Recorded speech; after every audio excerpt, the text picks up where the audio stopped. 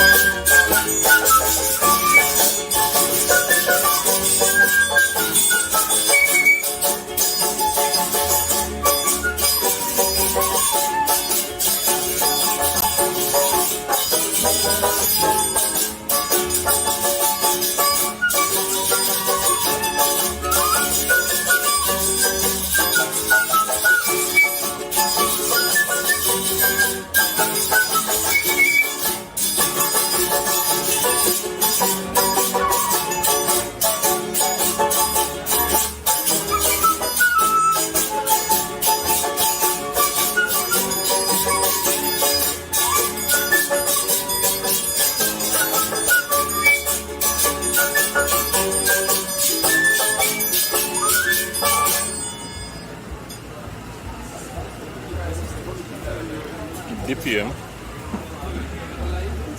The PM, yes. You're not getting audio from me, right?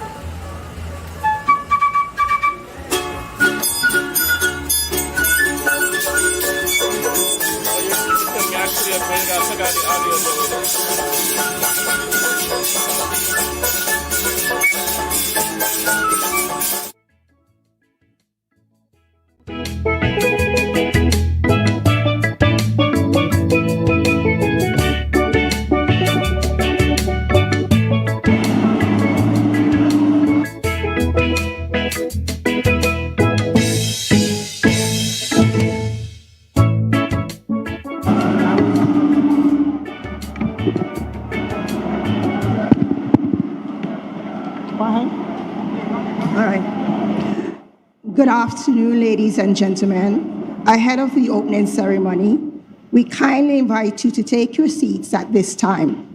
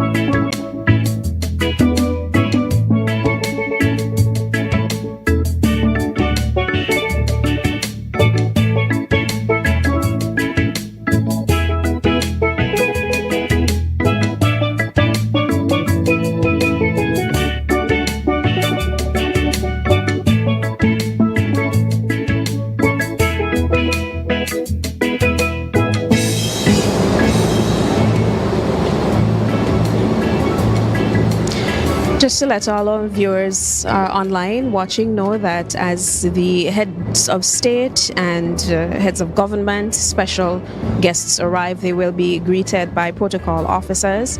We're just seeing now the arrival of the Prime Minister of Belize. He walked in, and that is John Briceño. We are continuing with the quick arrivals. President of Guyana, Fanali, His Excellency Fanali.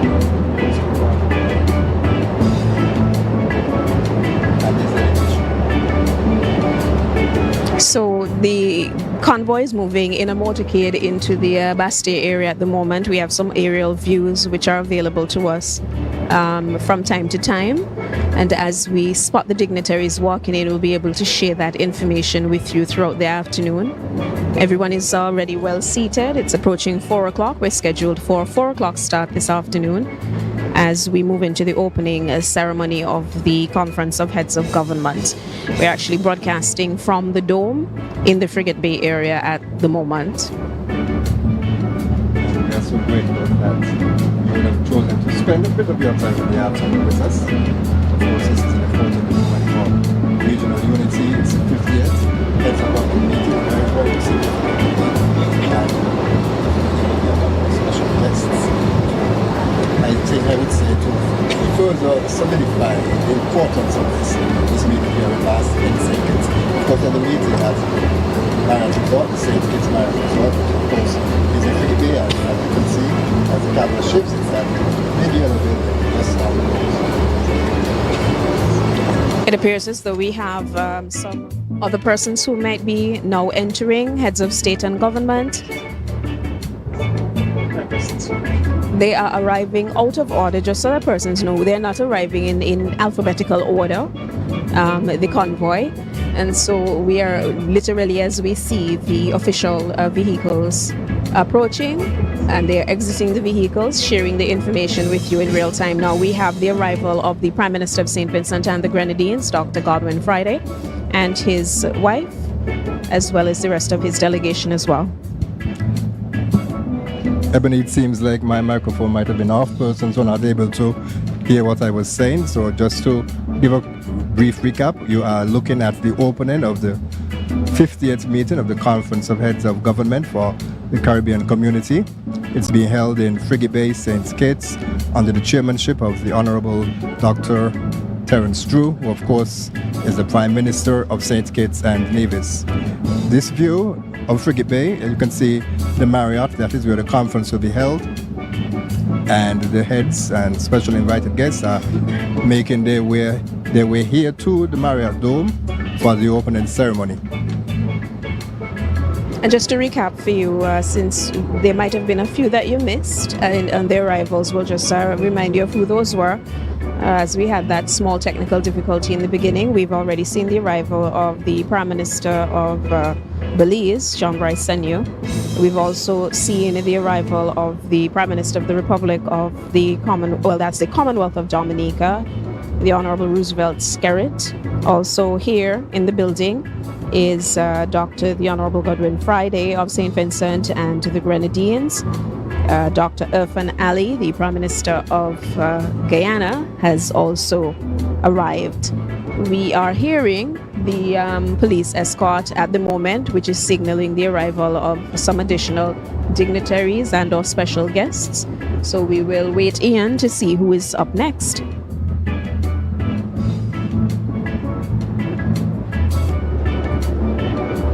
Also key to note that among the regular members, the associate members who are also coming in for the CARICOM meeting today, these would include countries like Curacao, Turks and Caicos Islands, and others are very important members of the CARICOM grouping nonetheless. However, they are not like St. Kitts and Nevis, Antigua, Barbuda, Grenada, and so on, They who are are full associate members yes, of the association. And Curacao, of course, is the newest associate member state. Here we take a look at the Prime Minister of Trinidad and Tobago, the Honorable PM Persad-Bissessar.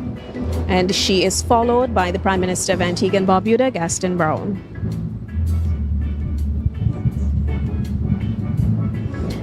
Prime Minister Persad-Bissessar is also one of the presenters this afternoon, and so I know there are a lot of people anxiously waiting to hear her contribution today.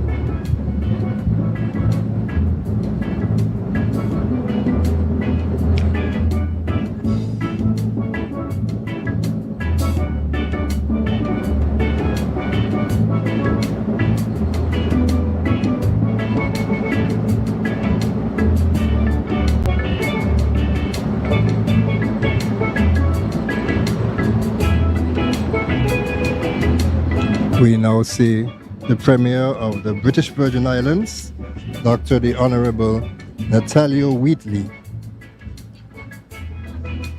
And of course, as we mentioned, BVI is an associate member state of the Caribbean Community, or CARICOM, as we mostly know it.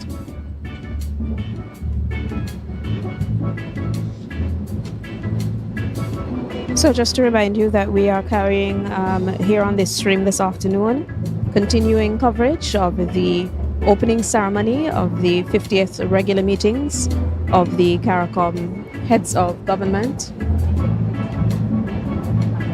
As part of the St. Kitts and Nevis contingent and the members of cabinet, we're seeing now the arrival of the Honorable Samuel Duggins. He is followed by the Honorable Senator Joyelle Clark. And also we see the Honorable Conress Maynard.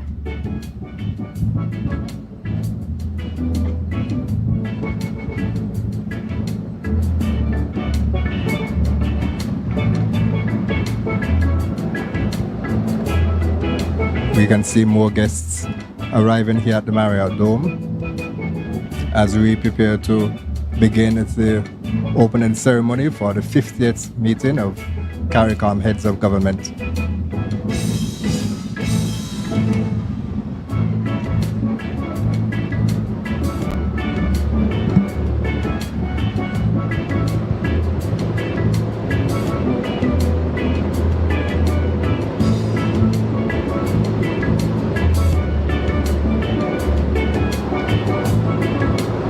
And just as a reminder of some of the speakers who are to come this afternoon in the course of the session, which looks as though we will have a prompt start today with the arrival of the foreign dignitaries. We have speaking as well, presenting the feature presentation this afternoon, the Honorable Terence Drew, who's the Prime Minister of St. Kitts and Nevis and also the current chair of CARICOM. So we're looking forward to his presentation. We've already mentioned Prime Minister Persad-Bissessar, who will be speaking this afternoon. She will also be joined in the lineup of speakers this afternoon by the Prime Minister of Jamaica, Dr. Andrew Holness. Also speaking this afternoon will be Dr. Carla Barnett, who is the CARICOM Secretary General. We've not seen her arrival. We look forward to welcoming her.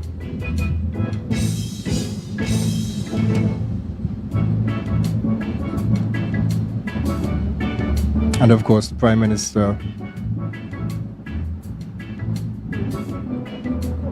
we see arriving now the Prime Minister of Jamaica, who actually is the outgoing chair of CARICOM, the Most Honorable Andrew Holness.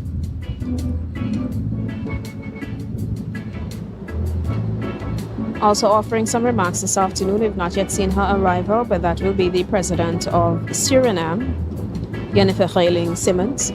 She will be entering hopefully very shortly. The motorcade, the official motorcade, continues into Frigate Bay from time to time in the back. Even as we broadcast here live from the Marriott Dome, you might be able to hear those sirens in the background. And you can see some scenic shots of beautiful Frigate Bay here in St. Kitts. And if you've never had an opportunity to visit, we certainly would like to encourage our brothers and sisters across CARICOM to make their way to St. Kitts and Nevis. Of course, they say St. Kitts is sexy. I'm not sure if I'm allowed to say this on a stream for CARICOM, and Nevis is nice. We're also looking forward this afternoon. They're already seated, so you won't see them coming in along with the dignitaries and so on, but you'll see them very shortly. The CARICOM Youth Ambassadors, St. Kitts and Nevis' ambassadors, those would be Akwanje Robinson and Siobhan Phipps Harding. They're actually going to open the ceremony this afternoon with their statements after we officially begin. Everyone is taking their seats at this moment. Most persons already in place. We're now seeing the arrival of the Prime Minister of the Bahamas.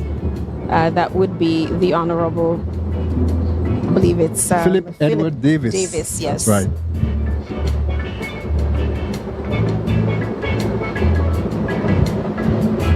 And importantly, Ebony, the Prime Minister would have traveled from St. Kitts and Nevis, Prime Minister the Honorable Dr. Terence Drew, as the head of CARICOM, to meet individually with the leaders of the member states to rally regional unity. Of course, it's a common theme for this meeting. A number of geopolitical issues that are very challenging at this time, and so this meeting comes at a very critical time, very significant that it's being held here in St. Kitts and Nevis. And the Prime Minister was credited, of course, by persons around the region for his leadership style already as the head of CARICOM, going out and meeting each of them visibly and, having that face-to-face discussion with them. It was welcome.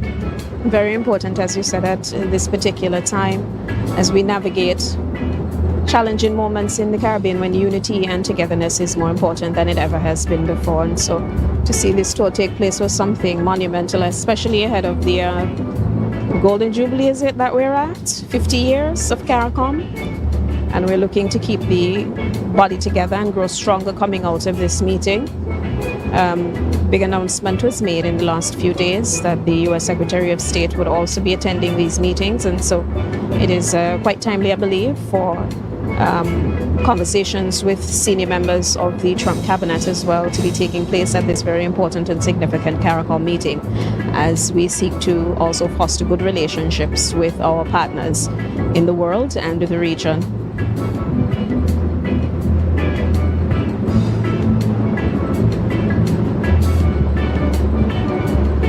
So among those prime ministers and premiers that we are still waiting for would be Prime Minister of Barbados, Honorable Mia Motley. We're also waiting for the arrival of others, which would include the Premier of Anguilla, which is an associate member, Cora Richardson Hodge. Others to arrive are Alice Didier Filemi of Haiti, the new Prime Minister who was just installed most recently as they continue the transition in that country. Honorable Philip J. Pierre as well is among those we are waiting for. We've not yet seen the arrival either of Deacon Mitchell, so we are anxiously awaiting their arrival this afternoon as we look to the official start of the CARICOM Conference of Heads of Government of the Caribbean Community meeting. And just a reminder for those of you, it's the 50th regular meeting of the Conference of Heads of Government of CARICOM, and it's being held here in St. Kitts and Nevis under the chairmanship of Prime Minister, the Honorable Dr. Terence Drew. The theme for the meeting is Action Today for a Thriving, Sustainable CARICOM.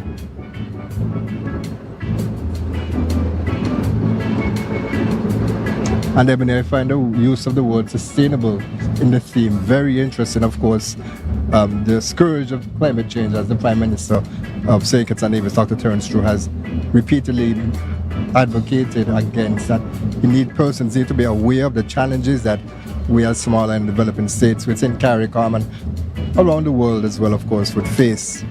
It's very real, and there is that move towards sustainability.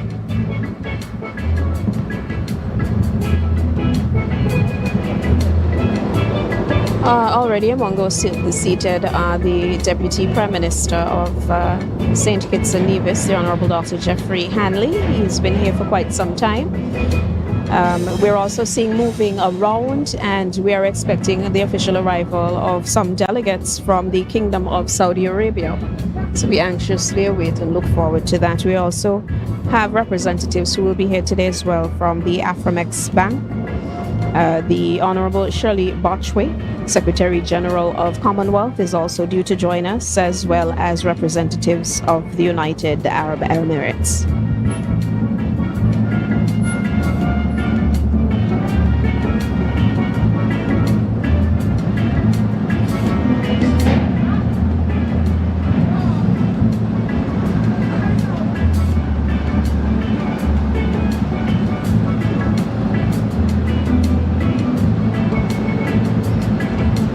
As we await the arrival of further heads of government, and as a guest, we are reminded of the critical importance of this meeting, which I will quote the Prime Minister, the Honorable Dr. Terence Drew. He said that the opening ceremony, which is of course what is happening here today, is more than a formal start to deliberations.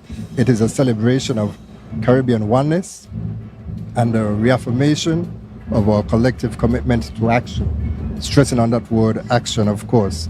The Prime Minister continued, as we gather under the theme Beyond Words, we signal to our people and to the world that CARICOM is entering a new era of implementation, resilience, and sustainable prosperity.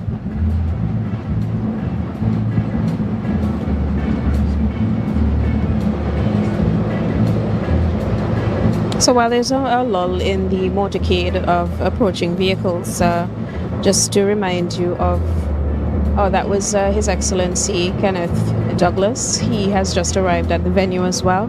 Just to remind you of those countries which are expected to participate in the meetings, which begin in earnest tomorrow, with closed sessions, all of them taking place in the Frigate Bay area. We have, in order, alphabetical order, the Honorable Gaston Brown, Prime Minister of Antigua and Barbuda, the Honorable Philip Davis, Prime Minister of the Bahamas, Honorable Mia Amor Motley, Prime Minister of the Republic of Barbados, Honorable John Brasenio, Prime Minister of Belize, the Honorable Roosevelt Skerritt, Prime Minister of Dominica, the Honorable Deacon Mitchell, Prime Minister of Grenada, Carriacou and Petit Martinique, His Excellency Dr. Mohamed Irfan Ali, President of the Cooperative Republic of Guyana, His Excellency Alice Didier Filemi, Prime Minister of Haiti, the Most Honorable Dr. Andrew Holness, Prime Minister of Jamaica, the Honorable Philip J. Pierre, Prime Minister of St. Lucia, the Honorable Dr. Godwin Friday, Prime Minister of St. Vincent and the Grenadines, Her Excellency President Dr. Hennefe Simmons, President of the Republic of Suriname, Honorable PM Persad-Bissessar, SC, Prime Minister of the Republic of Trinidad and Tobago, Honorable Cora Richardson Hodge, Premier of Anguilla, Honorable Edward David Burt, Premier of Bermuda, the Honorable Dr. Natalia Wheatley, Premier of the British Virgin Islands, Honorable Andre Ebanks, Premier of the Cayman Islands, His Excellency Mr. Galmar Piaz, Prime Minister of Curacao, and Honorable Jamil R. Robinson, Deputy Premier of the Turks and Caicos Islands.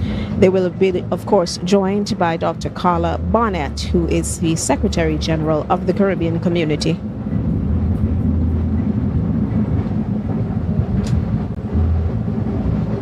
And important to note that, of course, there are a number of specially invited guests. Maybe you would have mentioned, of course, the U.S. Secretary of State, His Excellency Marco Rubio, is expected to address the meeting.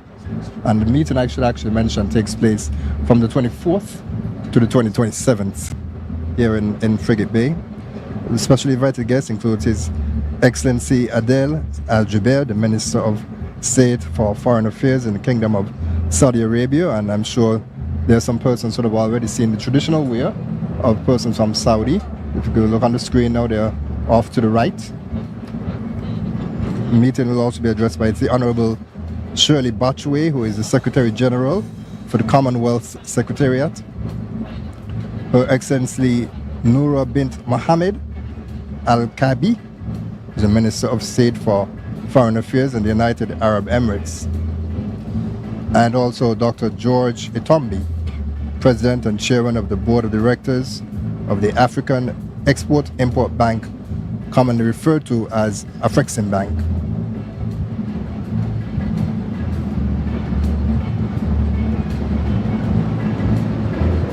Also just arriving is the Attorney General and Minister of Justice and Legal Affairs for St. Kitts and Nevis, Senator Garth Wilkin.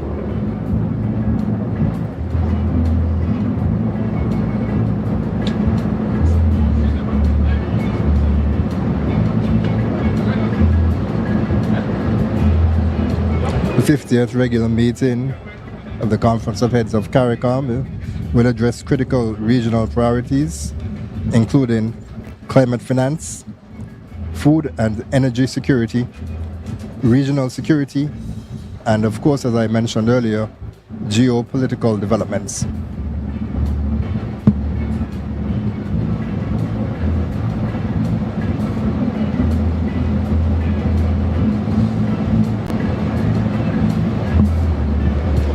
So we're having varying views of the audience. Just a moment ago, we were able to see a lot of persons from St. Kitts and Nevis in senior positions who were already seated and waiting for the proceedings to move forward today. Among them were the Governor of the Eastern Caribbean Central Bank, Timothy Antwine.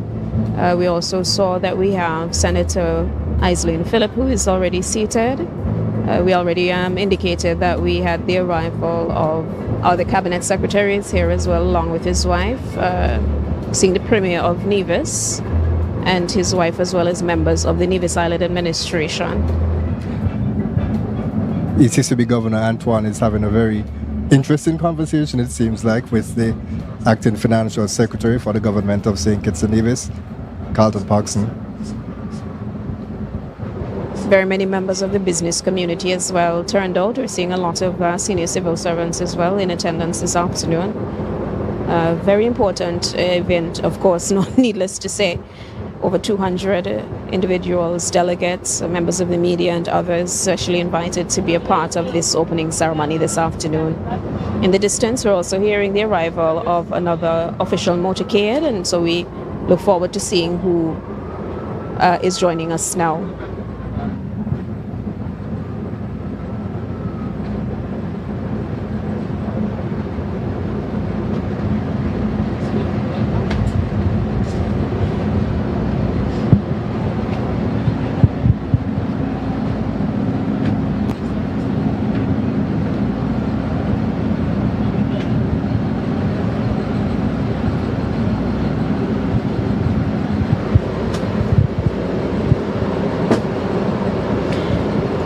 As it opens tomorrow, though, there are a number of topics that we expect will take place. You're seeing off to the left the Marriott Golf Club. This is where the closed sessions will be held.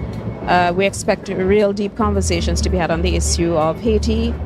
We're expecting conversations to take place about Venezuela and the unfolding situation taking place there, as well as in Cuba. Reparations is also high on the list of issues to be discussed. Climate change, food security in the region. We are anxiously awaiting the conclusion of the meeting as well to know exactly what was discussed, what solutions and new policies will have guiding us moving forward. And we can just see the arrival of the chair of CARICOM, Prime Minister of St. Kitts and Nevis, the Honorable Dr. Terence Drew, and his wife, Mrs. Diane Prince Drew. And he's greeting the members of the Honeybee String Band from Nevis. Prime Minister looks like he's ready to shake a leg.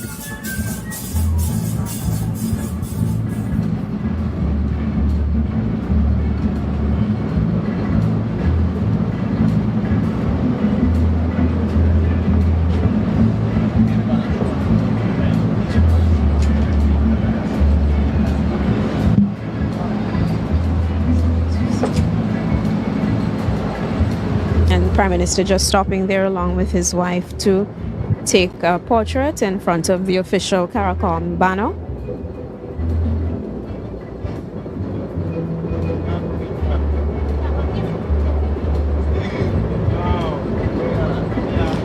Among some of the other issues that we expect may be coming up among the heads as they meet over the next few days are free movement and the Caribbean single market and economy.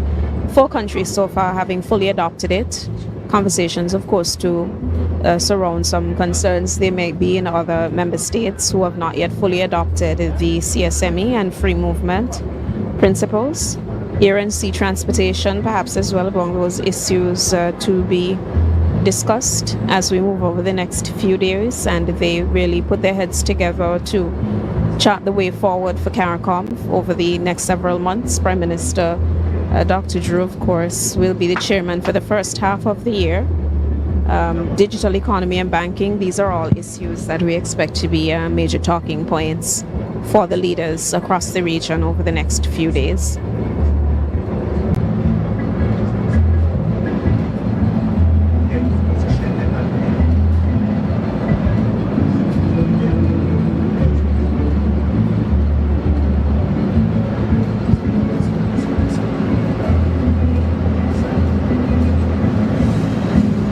So we're inside the holding area, having a view of a very exclusive area there. The Prime Minister now engaging with Her Excellency Noura bint Mohammed Al-Kabi, Minister of State, responsible for foreign affairs of the United Arab Emirates. He is also now having a conversation with Prime Minister of Trinidad and Tobago, PM Persad-Bissessar. In the back, we're seeing Honorable Deacon Mitchell of Grenada. He's now meeting and saying hello to all the ministers, as he should, as the host and chair of CARICOM. Dr. Godwin Friday, Dr. Andrew Holness of Jamaica, and they're just off to the left, we're seeing Secretary General of CARICOM, Dr. Carla Barnett. And you can see that there is good rapport between the Prime Minister and his colleague heads across the region.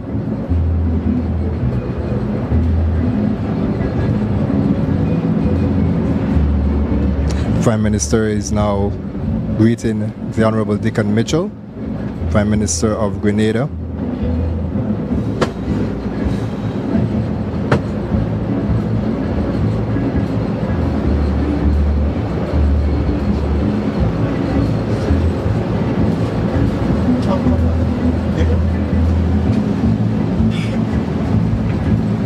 So a great number of leaders already here. We're looking forward, I believe, to a start very shortly. It appears as though off to the left there, speaking might be representatives of the Afrexim Bank, speaking with Prime Minister of Dominica. It's not quite clear to see who that person is, but certainly we are also seeing members of the Kingdom of Saudi Arabia delegation off to the back as well. as we prepare to get started. Antigua's Prime Minister Gaston Brown.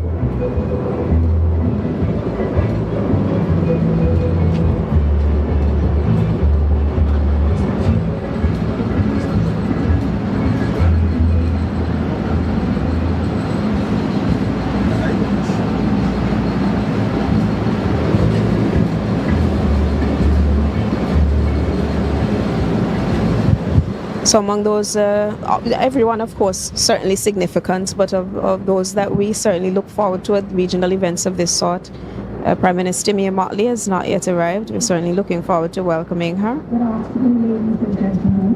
Ahead of the opening ceremony, we kindly invite you to take your seats at this time.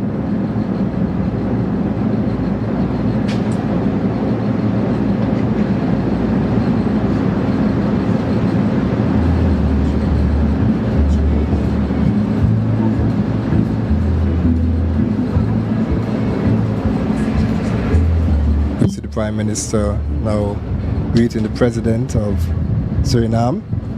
She actually is the first female president of that country.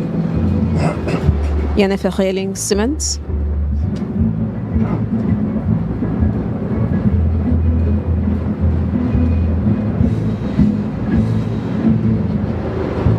I was looking out for, but I don't think I've quite spotted him yet. Andre Ebanks, with Premier of Cayman Islands. And we've not seen may very well be inside the building, because there are a few who have already moved into the holding area for the senior dignitaries. So he may very well be there. Prime Minister of Curacao, we've not yet seen him as yet. And the Deputy Premier of Turks and Caicos Island. But I'm quite sure, as is the case with Prime Minister Mottley, they'll be here very shortly.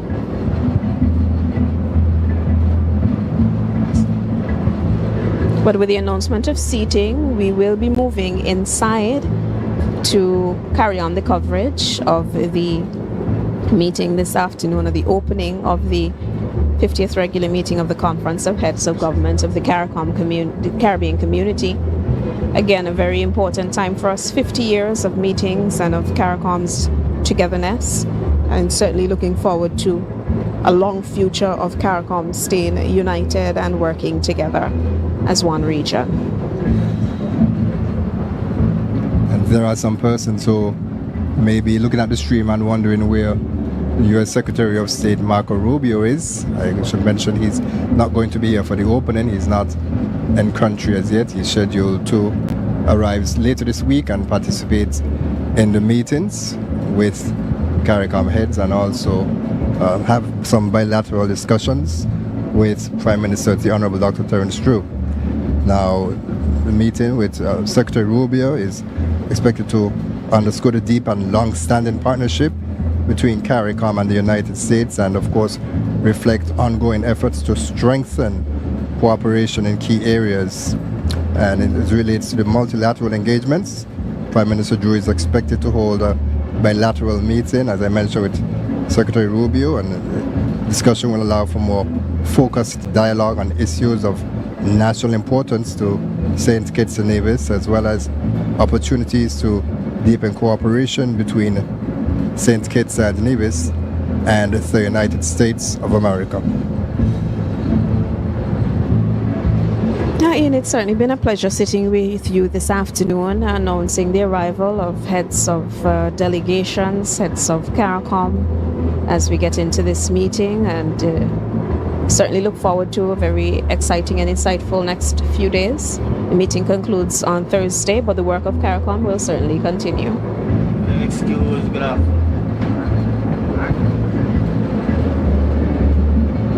We can see off into the distance on the left side of the screen, that's the island of Nevis, St. Kitts' sister island.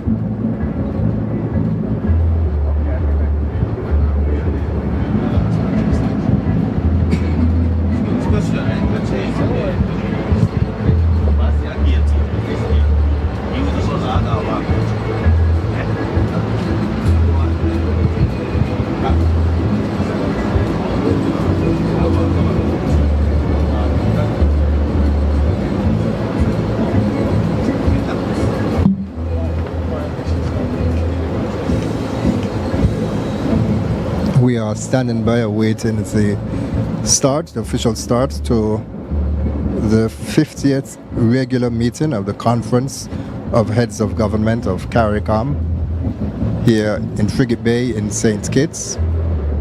We see the arrival of the Foreign Affairs Minister for St. Kitts and Nevis, the Right Honorable Dr. Denzel Douglas.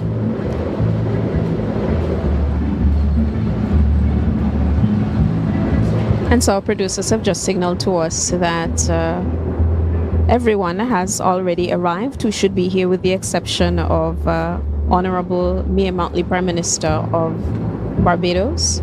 She will be joining us, however. And so the meeting moves forward. Also to advise you of those persons who may not have been highlighted on camera but who are very much here with us today, His Excellency Adel Al-Hubier, Minister of State for Foreign Affairs, the Kingdom of Saudi Arabia, and you would have already pointed to Dr. George Alombi, who is the Afrexim Bank representative with us this afternoon. We would have seen on camera earlier as well Her Excellency Nora bint Mohammed Al-Khabi. She is the Minister of State responsible for foreign affairs for the United Arab Emirates.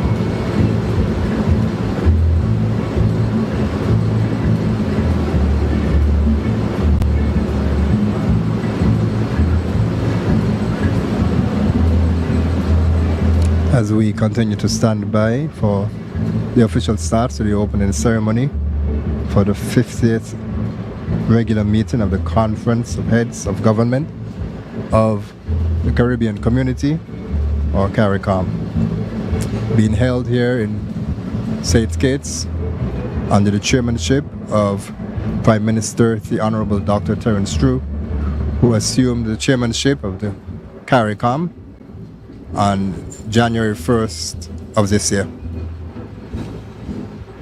The Prime Minister has consistently emphasized the importance of principled, respectful, and strategic engagement with international partners, noting that small states, such as the member states of CARICOM are, must remain united while actively shaping their place within an evolving global order.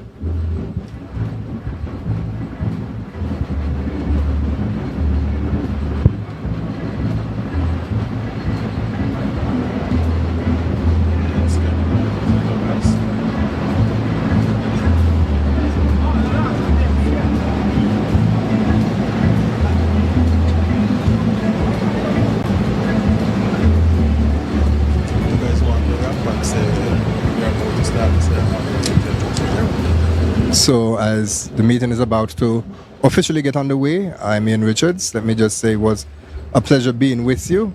Ebony, final words? Certainly looking forward to the meeting today.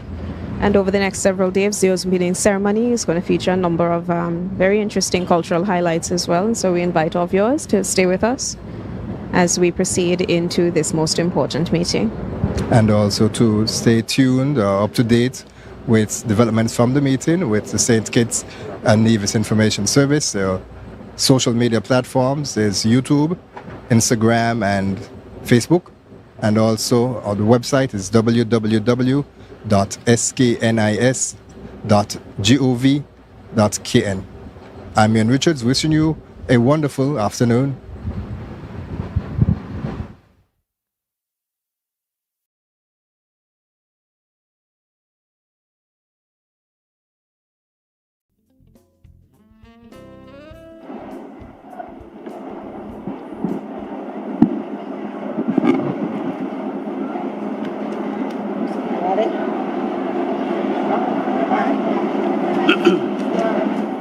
Good afternoon, ladies and gentlemen.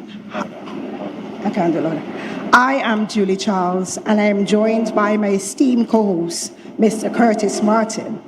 It is our pleasure to welcome you to the opening ceremony of the 50th regular meeting of the Conference of the Heads of Government of the Caribbean Community, CARICOM, convened under the theme, Beyond Words, Action Today for a Thriving, Sustainable CARICOM.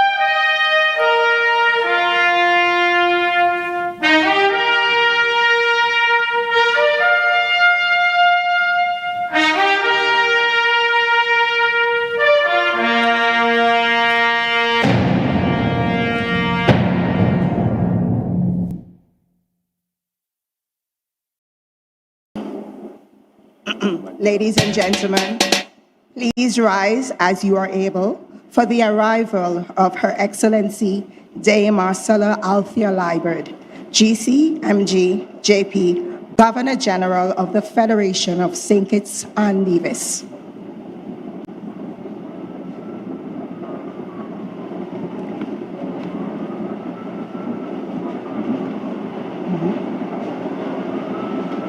Yes, you know.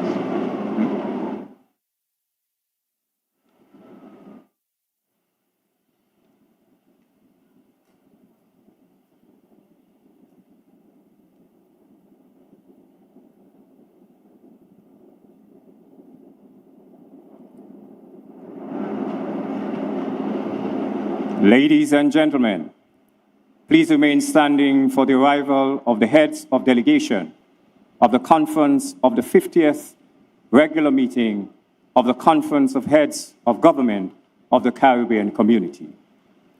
As each head of delegation is introduced, a primary school student approaches from the opposite side of the stage. They meet briefly at the center stage before the head of delegation proceeds to their position. In that moment, leadership meets the next generation, a meaningful expression of the theme, Beyond Words, Action Today for a Thriving, Sustainable CARICOM. Honorable Gaston Brown, Prime Minister of Antigua and Barbuda.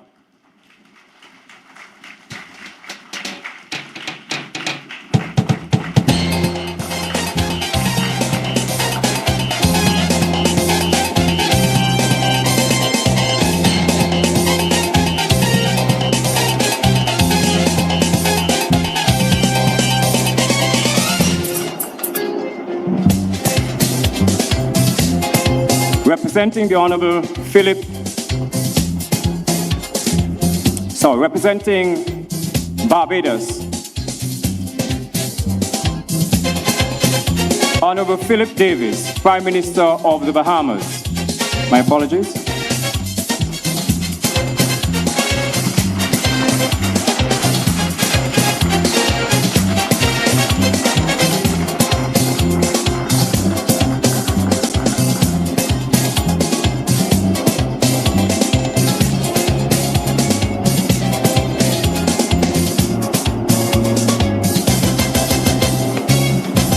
Barbados will be represented by the Honorable Mayor Amor Motley, who is currently on her way to the Federation.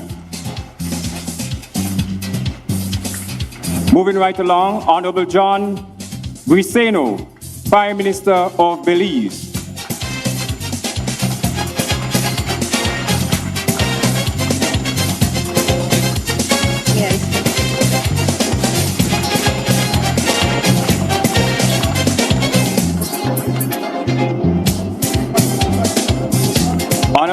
Honorable Roosevelt Skerrit, Prime Minister of the Commonwealth of Dominica.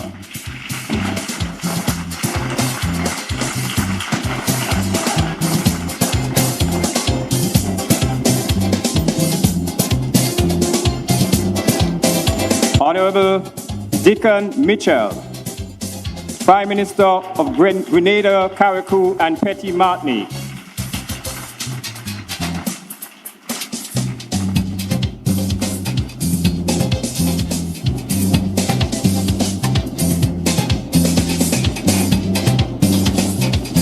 His Excellency, Dr. Mohamed Irfan Ali, President of the Cooperative Republic of Guyana.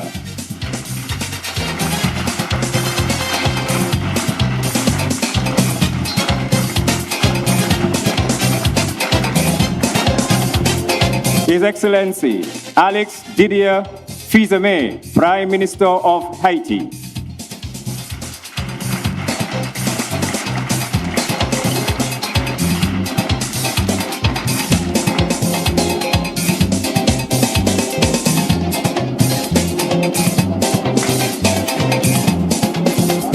Representing the Honorable Philip J. Pierre, Prime Minister of St. Lucia, is the Honorable Alva Baptiste, Minister of Foreign Affairs.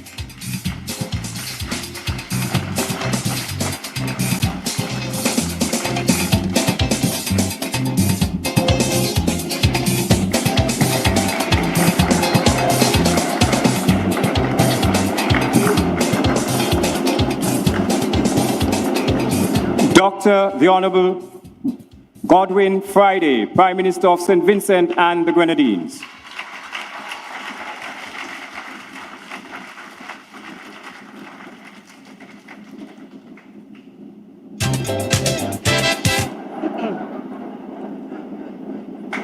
Her Excellency, Dr. Jennifer Gerlings Simmons, President of the Republic of Suriname.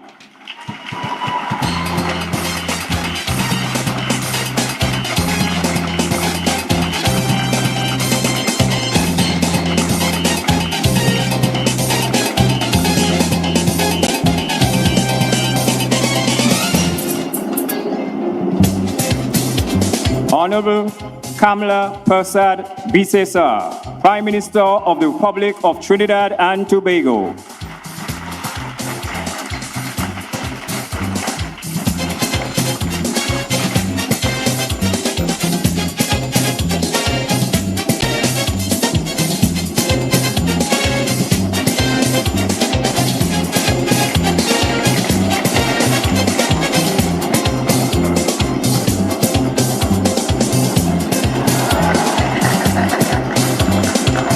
Honorable Cora Richardson Hodge, Premier of Anguilla.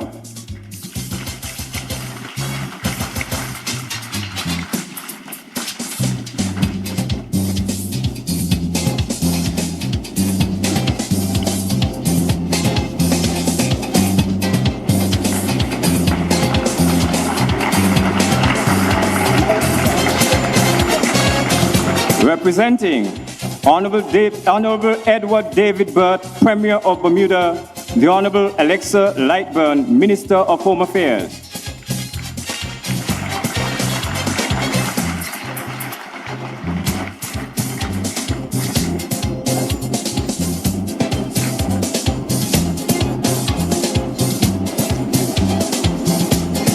Dr. the Honorable Natalia Whitley, Premier of the British Virgin Islands.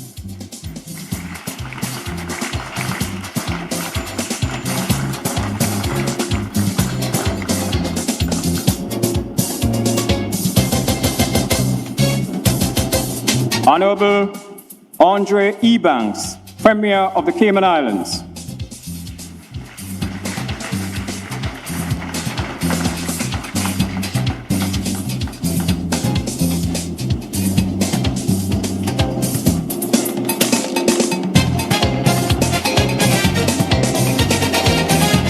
His Excellency, Mr. Gilmer Pisas, Prime Minister of CARICOM.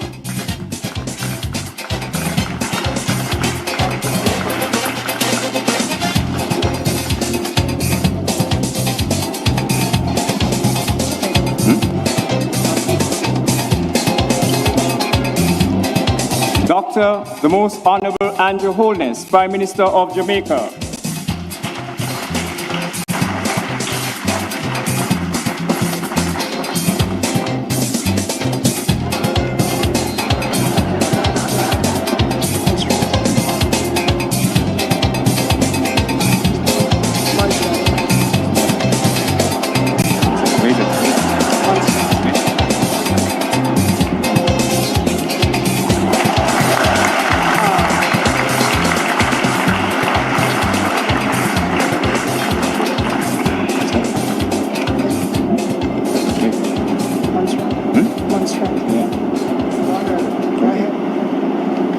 Representing Montserrat.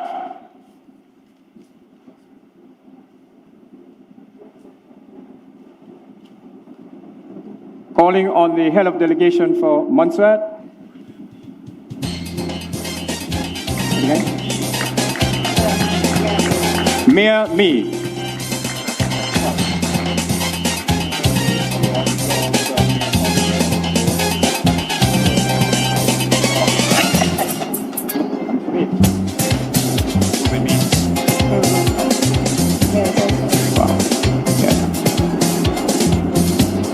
Premier of Montserrat, Ruben Me.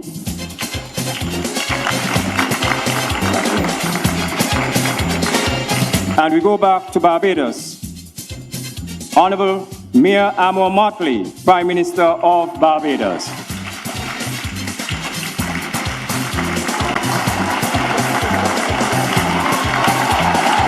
Just landed.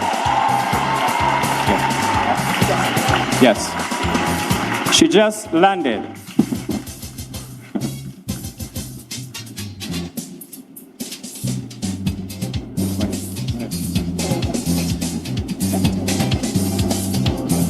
Ladies and gentlemen,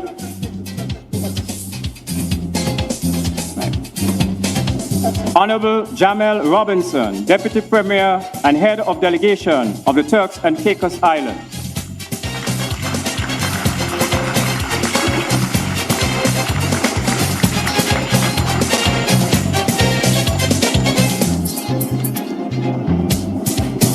Ladies and gentlemen, Dr. Carla Barnett, Secretary General of the Caribbean Community, CARICOM.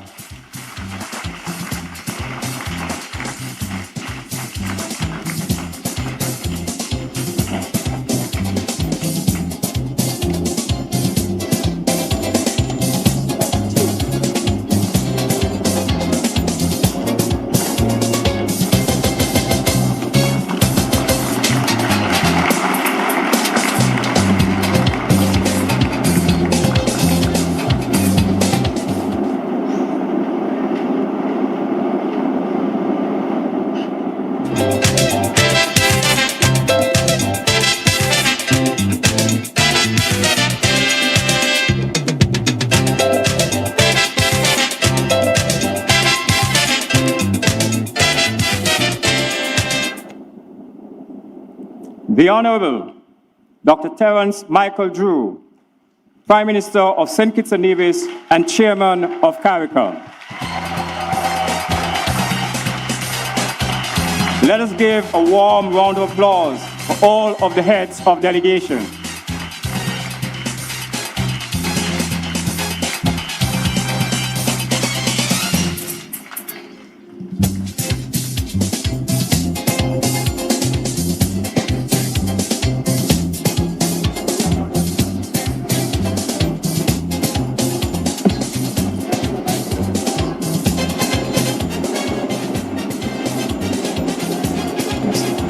We now proceed with the singing of the national anthem, performed by Dr. Marissa Carty.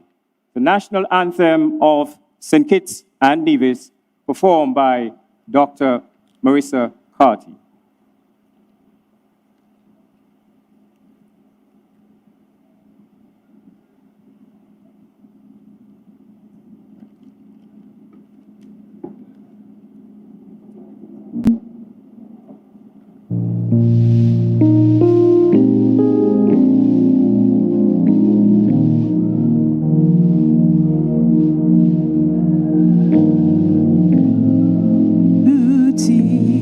Our country, where peace abounds, thy children stand free on the strength of will and love, with God in all our struggles. Saint Kitts and Nevis be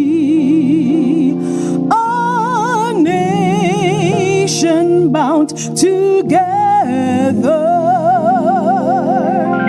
with a common destiny. As stalwarts we stand for justice and liberty, with wisdom and truth. We will serve and honor thee. No sword nor spear can conquer, for God will surely defend. His blessing shall forever to posterity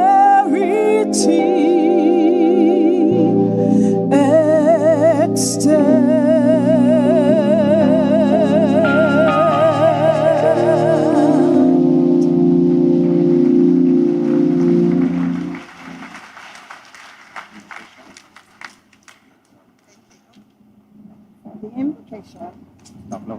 For the invocation, we now invite Reverend Renesia Huggins of the St. Paul's Wesleyan Holiness Church to invoke God's blessings on this ceremony.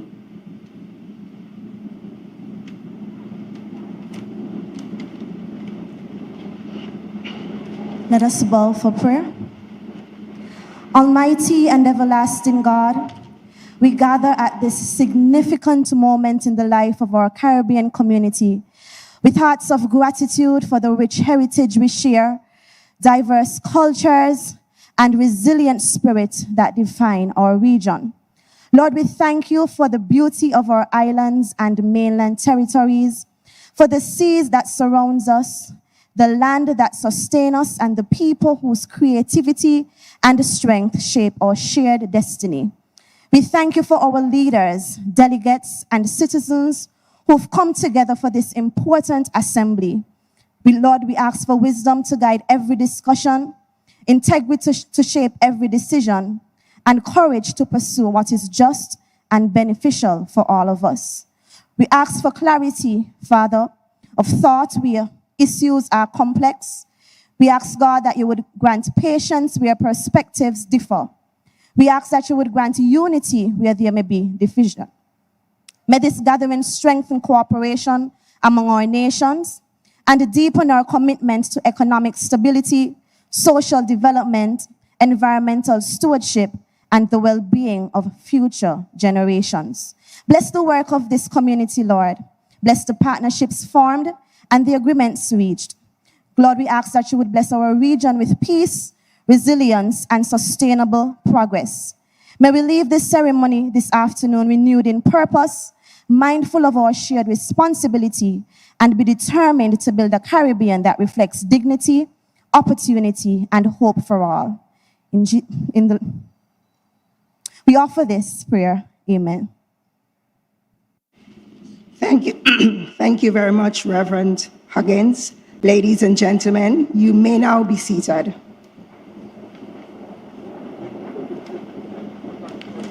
We now invite the official photographers, SKNIS, and the CARICOM photographers to come forward and take photographs at this time.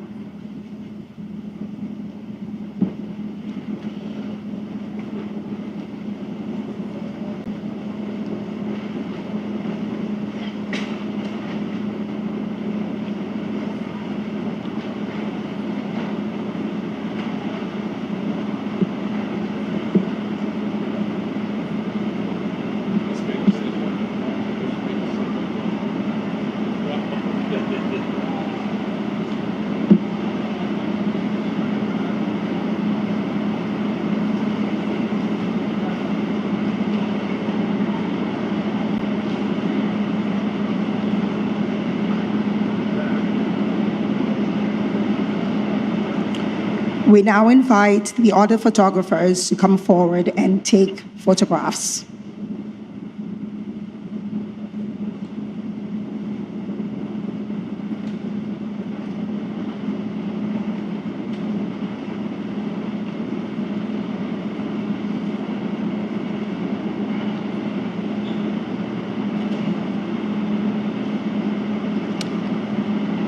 Thank you.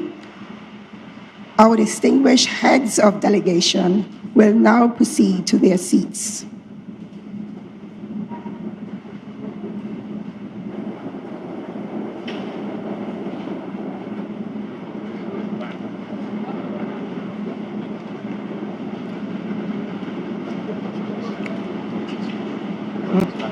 Your voice back in. Mine? I know.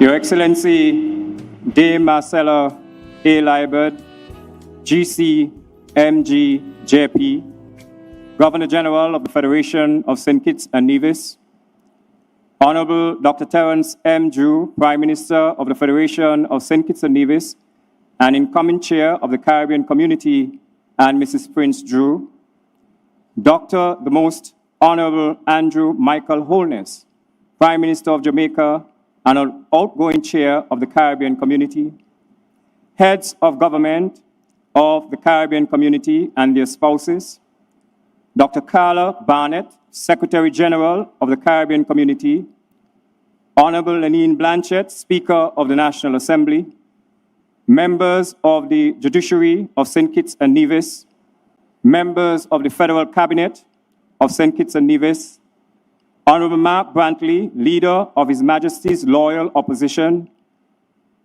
of the National Assembly and Premier of Nevis and Mrs. Brantley, other members of the National Assembly, Cabinet Ministers from CARICOM member states, Your Honor, Hailita Liebert, OBE, MH, Deputy Governor General for Nevis, members of the Nevis Island Assembly, members of the Diplomatic Corps, the Right Excellent and the Right Honorable Dr. Sir Kennedy Simmons, KCMG, National Hero, and Lady Simmons, members of the CARICOM Secretariat Executive, ambassadors of member states accredited to CARICOM, His Excellency Adel bin Ahmed Al Jubeir, Minister of State for Foreign Affairs, member of the Council of Ministers and Climate Envoy of the Kingdom of Saudi Arabia, Her Excellency Noura bint Mohammed Al Kabei,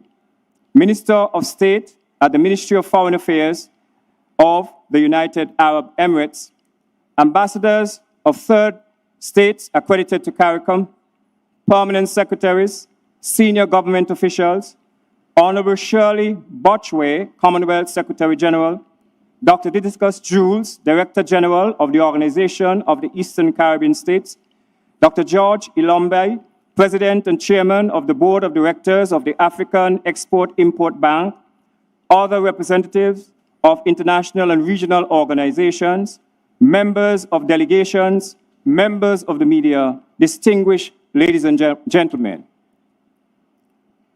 Today, to deliver welcome to the 50th regular meeting of the Caribbean community, we invite the St. Kitts and Nevis Youth Ambassadors, Aquanje Robinson and Siobhan Phipps Harding, to bring welcome.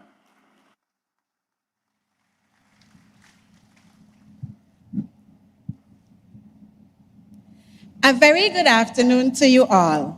On behalf of the government and the people of the Federation of St. Kitts and Nevis, it is our distinct honor and privilege to welcome each and every one of you to this historic occasion, the 50th regular meeting of the Conference of Heads of Government of the Caribbean Community. To all who have traveled from near and far to join us, I extend our warmest greetings from our Twin Island Federation. May you feel from this very moment the genuine hospitality, pride, and warmth of our Kittitian and Nevisian people as we host this golden jubilee of Caribbean togetherness. My Caribbean people, we stand at a historic threshold. 50 meetings of this magnitude represents decades of shared vision. But as we gather today under the theme, Beyond Words, Action Today for a Thriving, Sustainable CARICOM, we must acknowledge a fundamental truth. Our region's people and youth are no longer looking for togetherness written in ink, but they are looking for progress etched into our landscapes. The people of this region are not blind to the gravity of our situation. We feel the volatility of a changing climate, the weight of shifting world orders, the burden of our shared debt, and the heartbreak of watching our best and brightest take our talents elsewhere when the future they seek feels more certain beyond our shores than within them.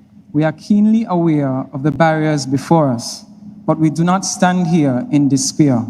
Instead, we stand grounded in the one constant that has defined the Caribbean for centuries: resilience. Our resilience is not a modern buzzword. It is our inheritance. It is woven into our shared history, from the resistance of our ancestors to the reconstruction of our islands after every storm. This resilience has always united us. It is the grit that transformed our large ocean states into global giants in culture, sport, and diplomacy.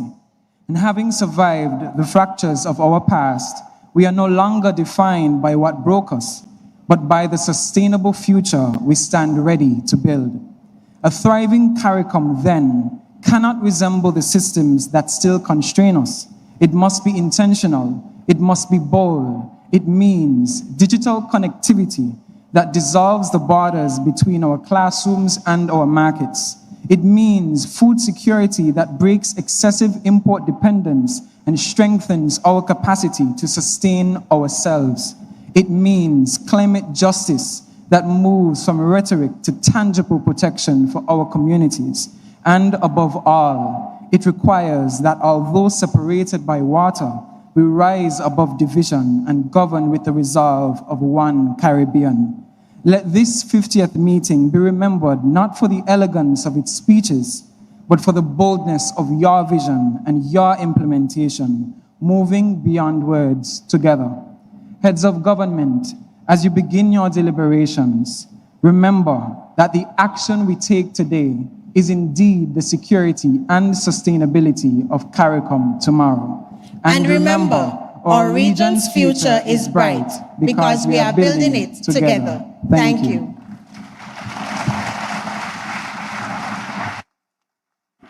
Excellent. Thank you, Aquanje Robinson and Chevron Phipps Harding, CARICOM Youth Ambassadors for St. Kitts and Nevis. Ladies and gentlemen, the CARICOM song is the official patriotic song of the Caribbean community. It reflects our history, celebrates our culture, and affirms the identity of Caribbean people. To perform the Caribbean song are Jakima Pitt, Brianna and Brenna Paul, Imani Martin, along with Synergy Movements, drummers, Panis, and the Revealers Band. Ladies and gentlemen, the CARICOM song.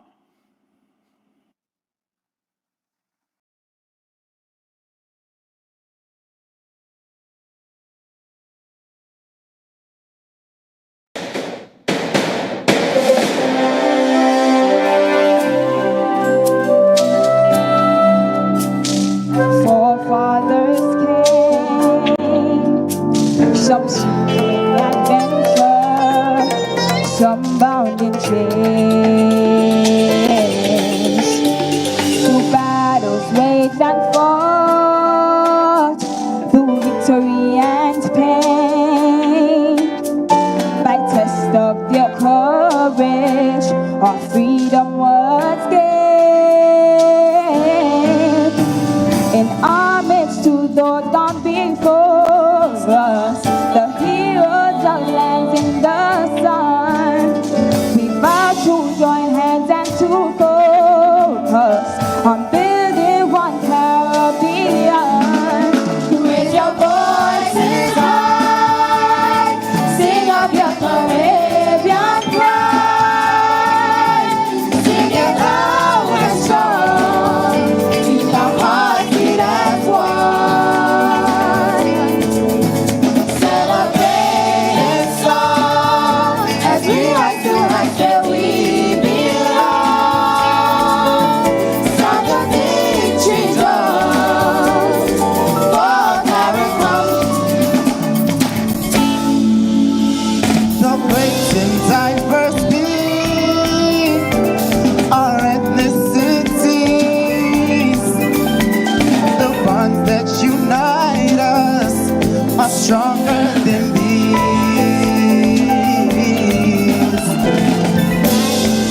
We dance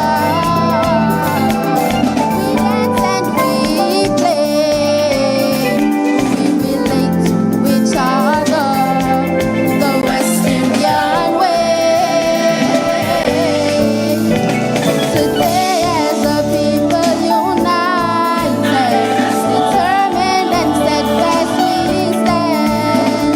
We look to a brand new horizon, the future now firmly in our hands. Raise your voices high, sing of your Caribbean pride, sing it loud and strong, feel our hearts beat as one. Celebrating song as we rise to heights where we belong. Sound of victory drums for CARICOM. Hele, hele, bravo, for you stem CARICOM. Leve, leve, wow, naka you join CARICOM. Tambu, ya tambu, wow, for you stem CARICOM. Leve, leve, wow. Raise your voices high, sing of your Caribbean pride, sing it loud and strong, feel our hearts beat as one. Celebrate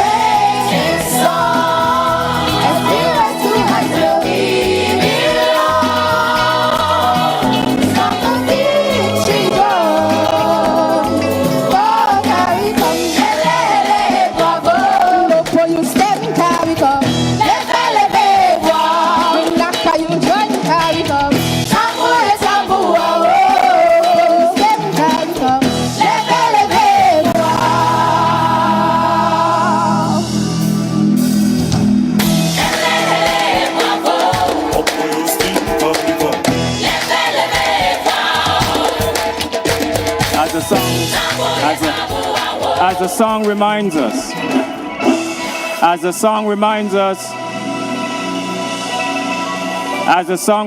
us, though great and diverse our ethnicities, the bonds that unite us are stronger than these. We dine, we pray, we love, we dance, and we play. We relate to each other the West Indian way. Today, as a people united, determined and steadfast we stand. We look to a brand new horizon, the future now, firmly hand in hand.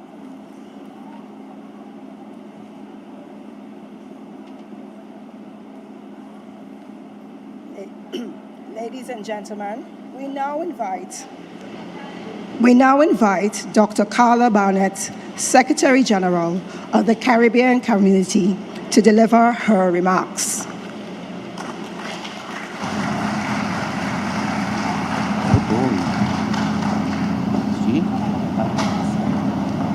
Okay. All right. Good evening, ladies and gentlemen. I will adopt the protocols already established for this afternoon's proceedings, but would still like to acknowledge Your Excellency, the Marcella Liber, GCMG JP, Governor General of St. Kitts and Nevis, the Honorable Dr. Terence Drew, Prime Minister of St. Kitts and Nevis and Chairman of the Conference of Heads of Government, other Heads of Government of CARICOM, distinguished ladies and gentlemen. We gather again in this beautiful Twin Island nation for the 50th regular meeting of the Conference of Heads of Government of the Caribbean Community. St. Kitts and Nevis hosted two major CARICOM meetings last year, when foreign ministers met in May for the 28th regular meeting of the Council for Foreign and Community Relations, and the 19th Caribbean Week of Agriculture, which was held in October. Then, the smallest sovereign state among us is punching above its weight, and no effort has been spared to ensure excellent arrangements for our meeting. On behalf of the community, I thank our host, the Honorable Dr. Terence Drew, Prime Minister, and the people of St. Kitts and Nevis for their gracious hospitality to our delegations. Since assuming the chairmanship of CARICOM on January 1 this year, Prime Minister Drew has set the tone for a very active and productive tenure. His chairmanship started with emergency meetings of the community on the very first weekend of the year, and his in-person visits with heads of government in the region have clearly indicated his capacity for action and desire for unity and results. Chair, I am confident that under your guidance and with the support of your colleague heads of government, the Secretariat, and our regional institutions, the interests of our region will see accelerated advancement under your leadership.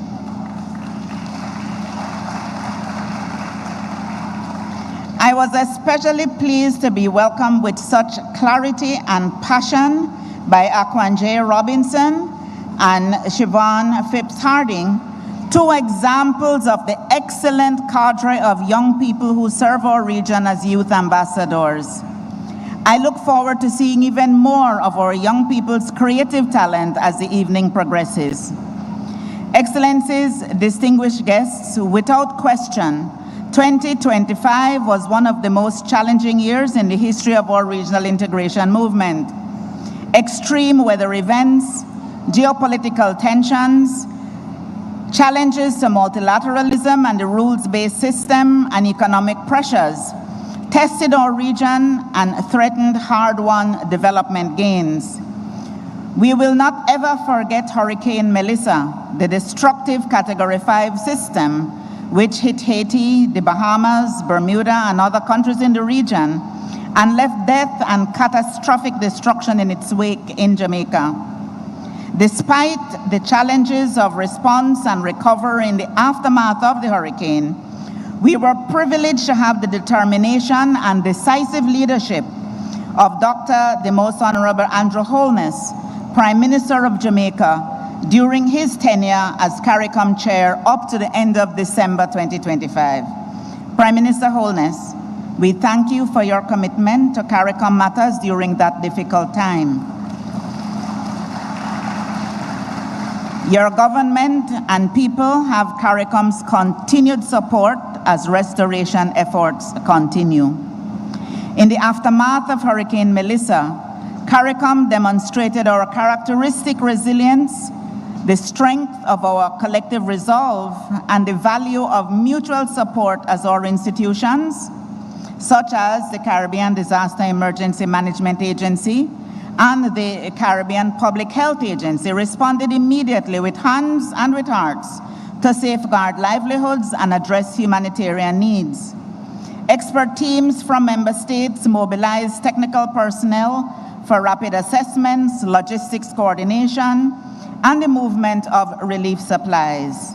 They helped to restore electrical lines, built houses, attended to the sick and injured, provided food and hygiene supplies, and supported fundraising efforts, tangible examples of compassion and unity.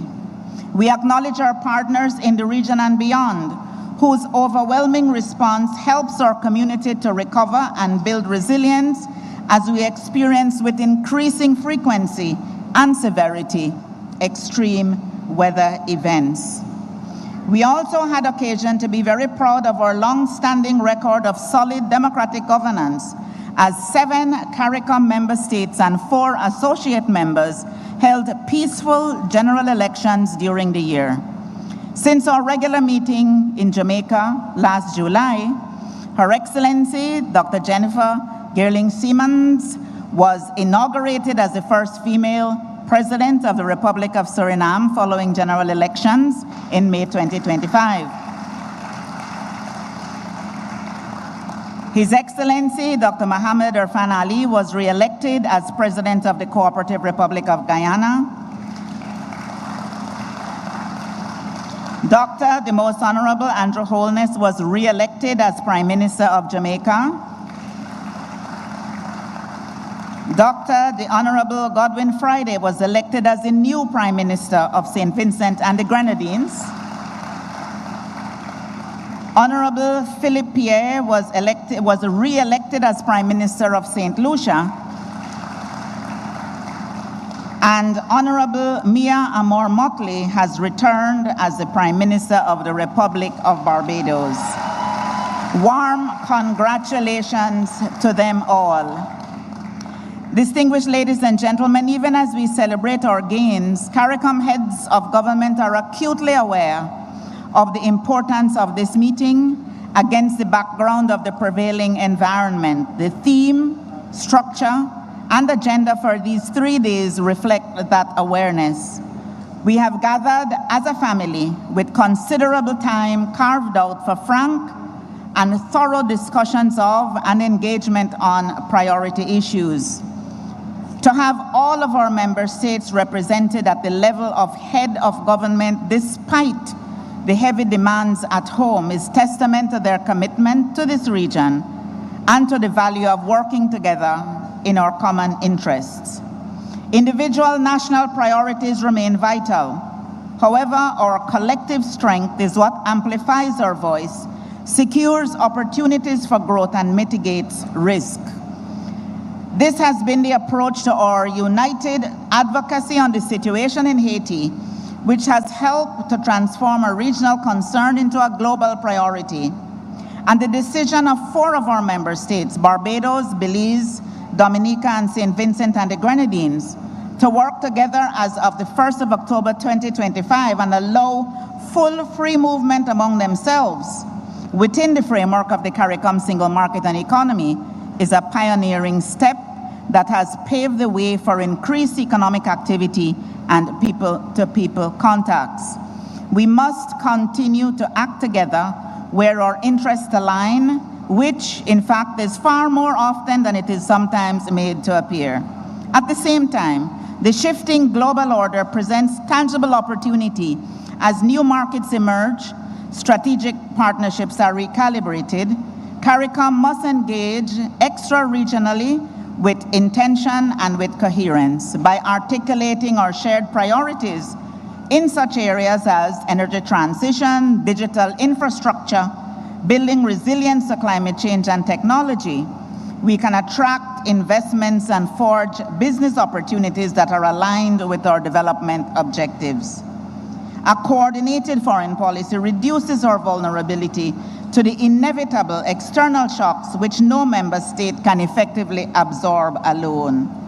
The high number of third states that have pledged their commitment to increase engagement with the community, many of which are represented here today, demonstrates that cooperation and credibility can be transformed into new opportunities for growth, resilience, and shared prosperity.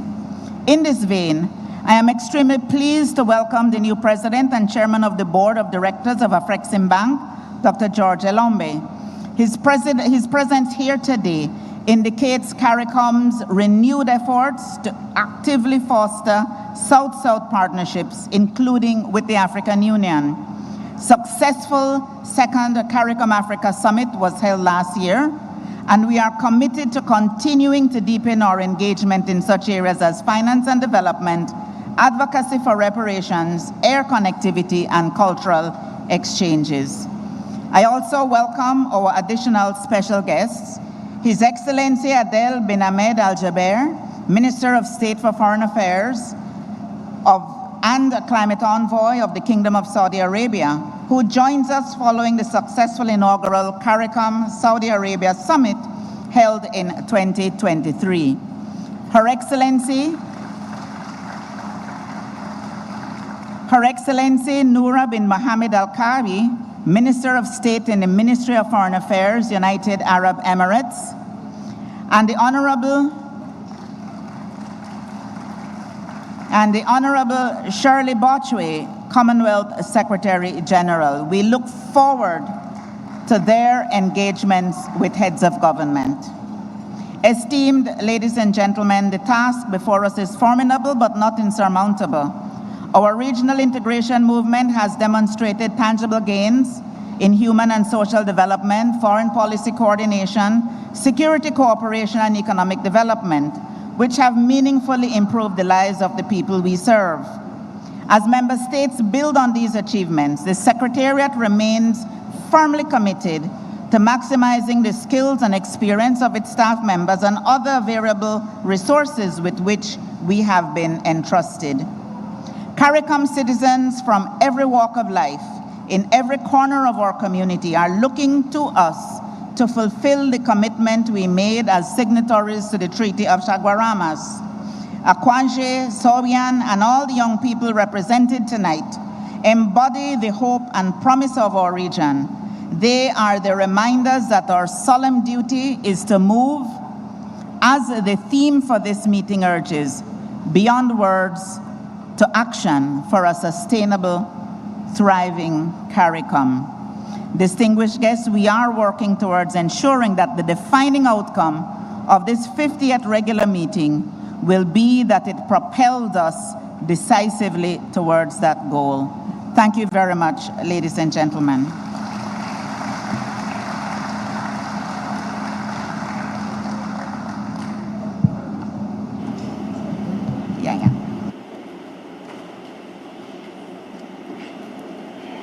Thank you, Dr. Barnett. Culture is one of the ways we recognize ourselves. It connects identity with expression and is carried forward through participation and practice. We will now present a combined drum corps, the First Federal Brotherhood Drummers and the Spirit Drummers, in a dramology rooted in our Afro-Caribbean traditions.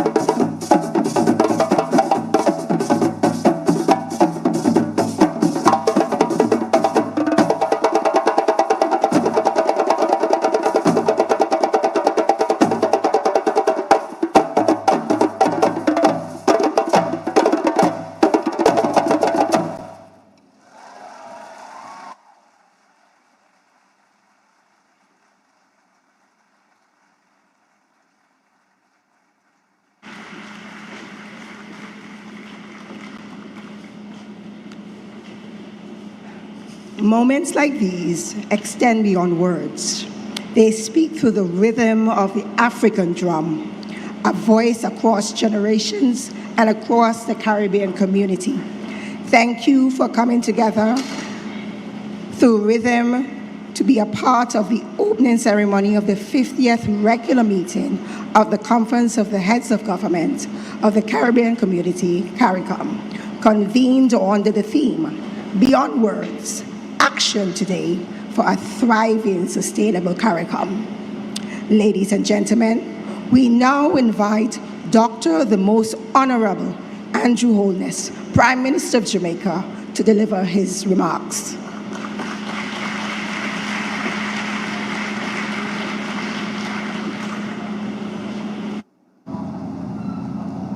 Her Excellency Dame Marcella Liburd, Governor General,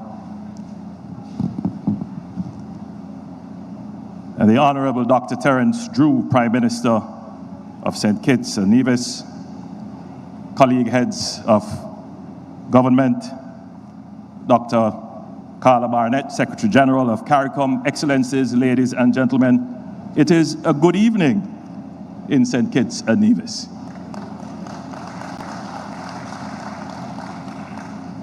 Let me first extend sincere appreciation for our gracious host, the government and people of St. Kitts, under the able leadership of your Prime Minister, Dr. Terence Drew.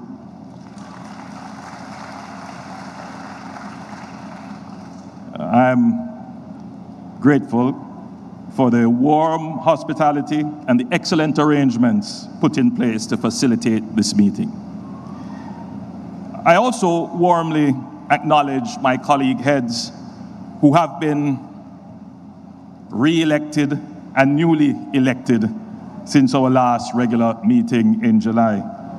The Honorable Philip Pierre, Prime Minister of St. Lucia, and the Honorable Mia Motley, Prime Minister of Barbados, the Honorable Godwin Friday, Prime Minister of St. Vincent and the Grenadines. Heartiest congratulations to you and best wishes for a successful tenure. No, Irfan and I were elected, not since our last conference. We were elected before, right, Irfan? Newly. We were re-elected before, yes.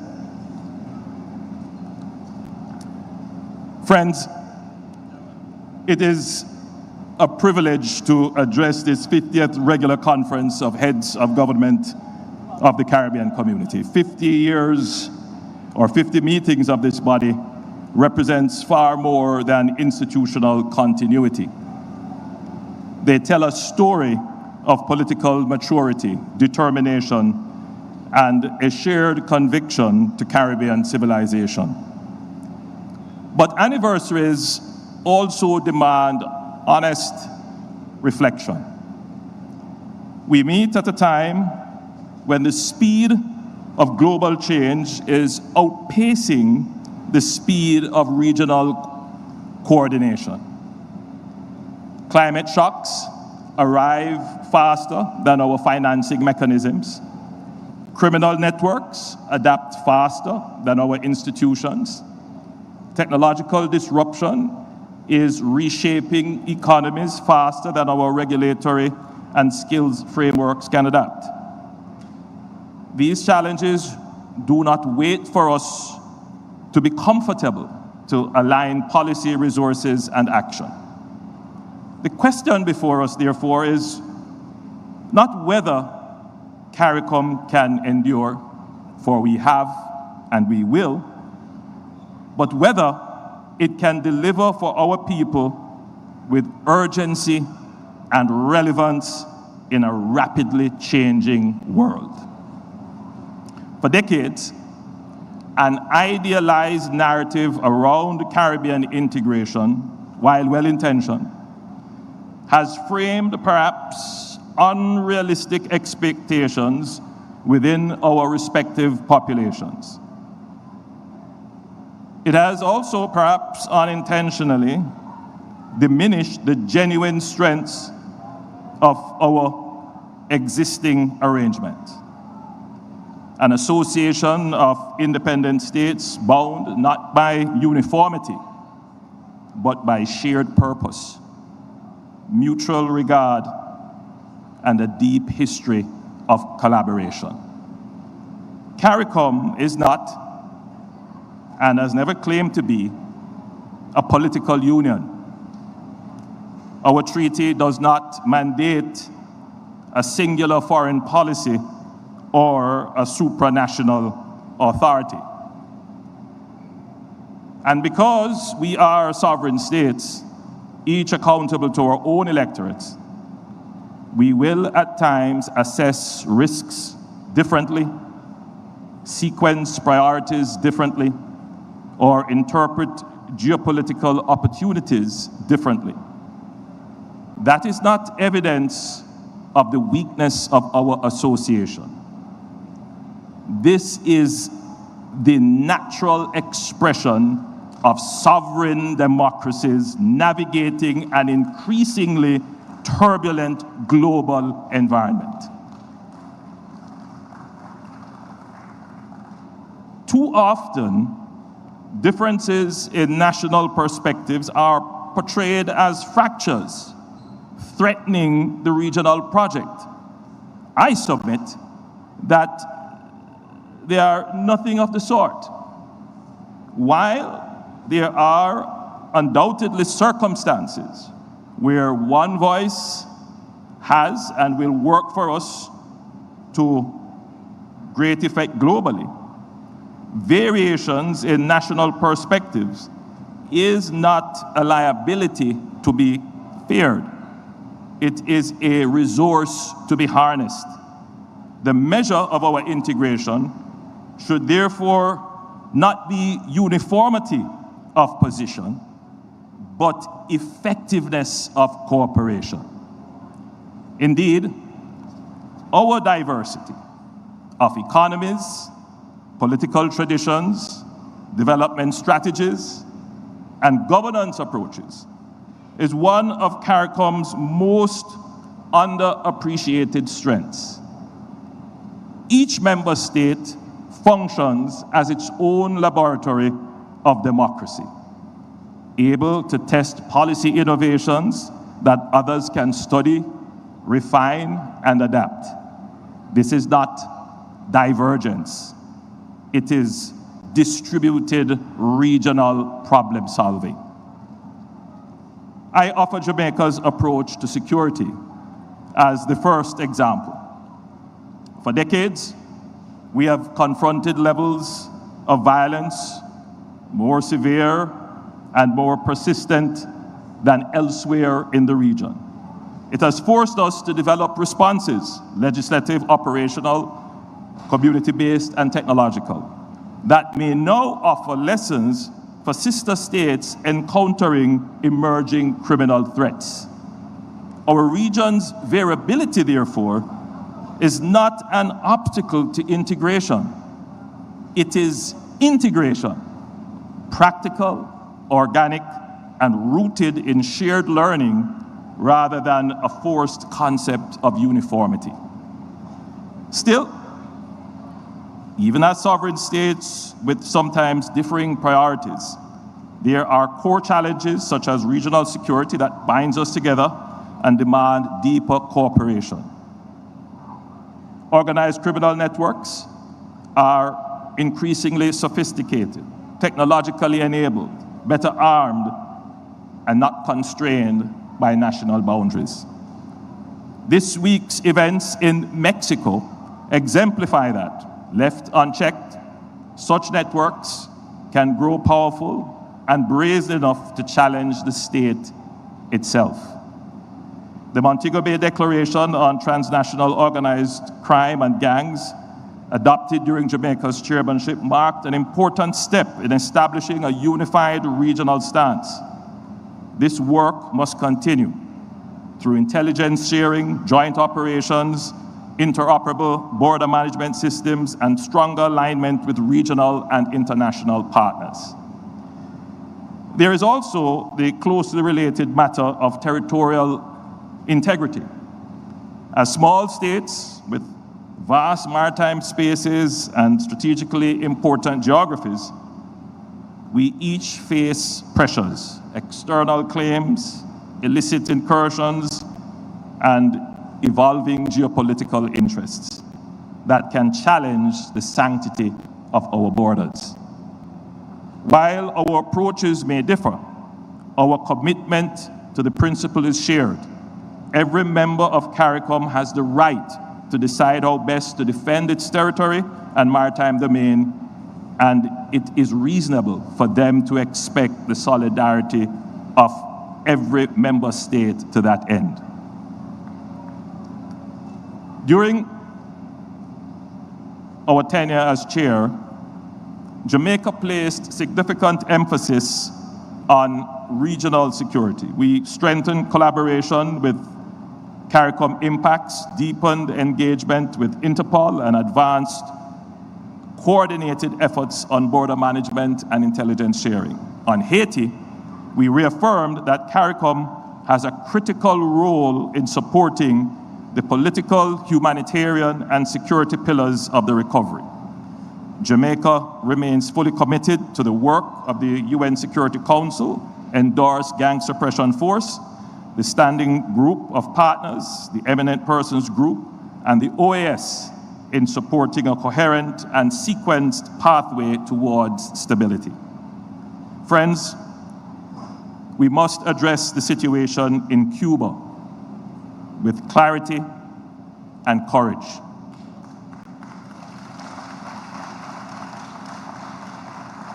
Cuba is our Caribbean neighbor. Its doctors and teachers have served across our region. Its people are part of our shared history. But today, the Cuban people face severe economic hardship, energy shortages, and growing humanitarian strain. Jamaica is sensitive to the struggles of the Cuban people. Humanitarian suffering serves no one. Apart from our fraternal care and solidarity with the Cuban people, it must be clear that a prolonged crisis in Cuba will not remain confined to Cuba. It will affect migration, security, and economic stability across the Caribbean basin. It is therefore important that we carefully consider this matter and take collective action. Let there be no doubt, Jamaica stands firmly for democracy, human rights, political accountability, and open market-based economies. We do not believe that long-term stability can exist where economic freedom is constrained and political participation is limited.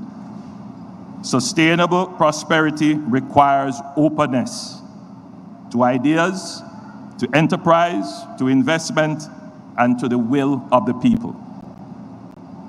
This moment, therefore, calls not for rhetoric, but for responsible statecraft, even as we encourage support for humanitarian relief. Jamaica supports constructive dialogue between Cuba and the United States aimed at de-escalation, reform, and stability. We believe there is space, perhaps more space now than in years past, for pragmatic engagement that protects the Cuban people from any further deterioration in their circumstances and instead promotes national and regional prosperity.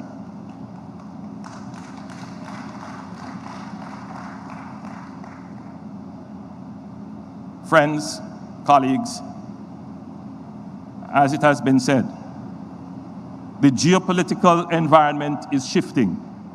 Maybe it has already shifted. This may well be a moment of opportunity, a moment for transition, for recalibration, for a new chapter. CARICOM can play a constructive role, not as an ideological bloc, but as a community of democratic states offering cooperation, economic reform, and social development. This is not a moment for division in our community. It is a moment for maturity, for principled realism, and if we act wisely, for positive change in our hemisphere. This brings me to the second shared challenge, navigating the transformation of the global system itself. The new geopolitical and economic environment is being shaped by strategic rivalry, supply chain realignment, and a new era of trade protectionism alongside rapid technological disruptions powered by artificial intelligence.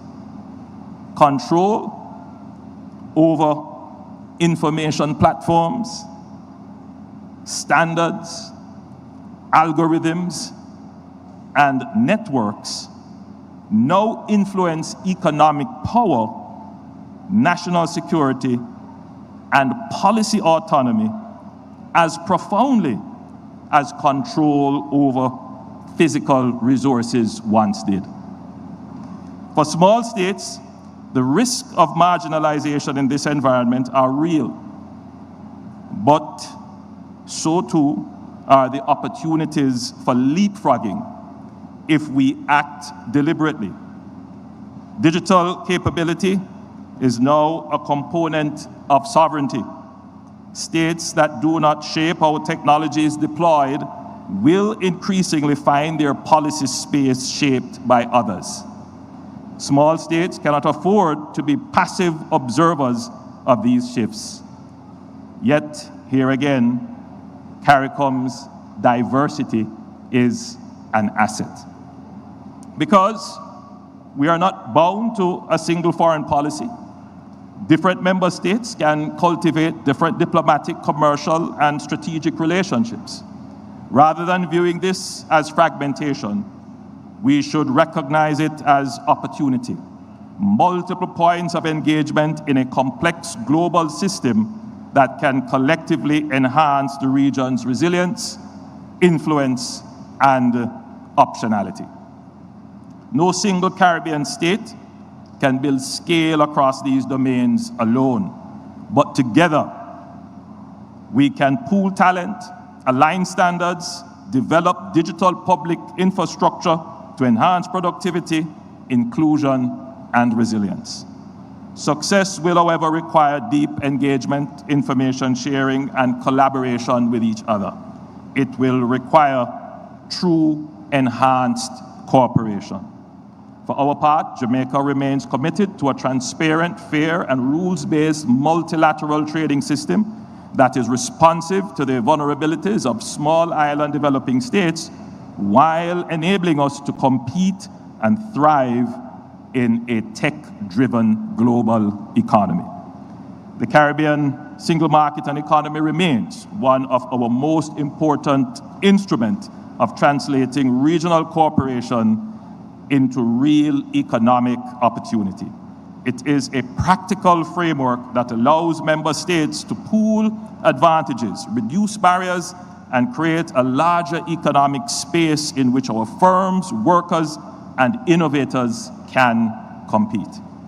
The strength of the CSME lies in its flexibility. It allows integration where our interests converge, while giving each country the room to sequence reforms at its own pace. Our task is to make the single market work better by improving connectivity, aligning standards where it matters, easing the movement of skills, and building compatible digital and logistics infrastructure so that scale is possible even for the smallest among us. A more functional CSME is essential to building resilience, raising productivity, and ensuring that Caribbean enterprises can thrive in an increasingly competitive global economy. Now, our region's solidarity was most recently powerfully demonstrated 4 months ago when Jamaica was struck by Hurricane Melissa. the most intensive hurricane to ever make landfall in the Atlantic basin. Melissa tested our people, our institutions, and our infrastructure. Yet, the recovery now underway stands as a testament not only to Jamaica's resilience, but to the strength of the Caribbean family. Permit me to convey my sincere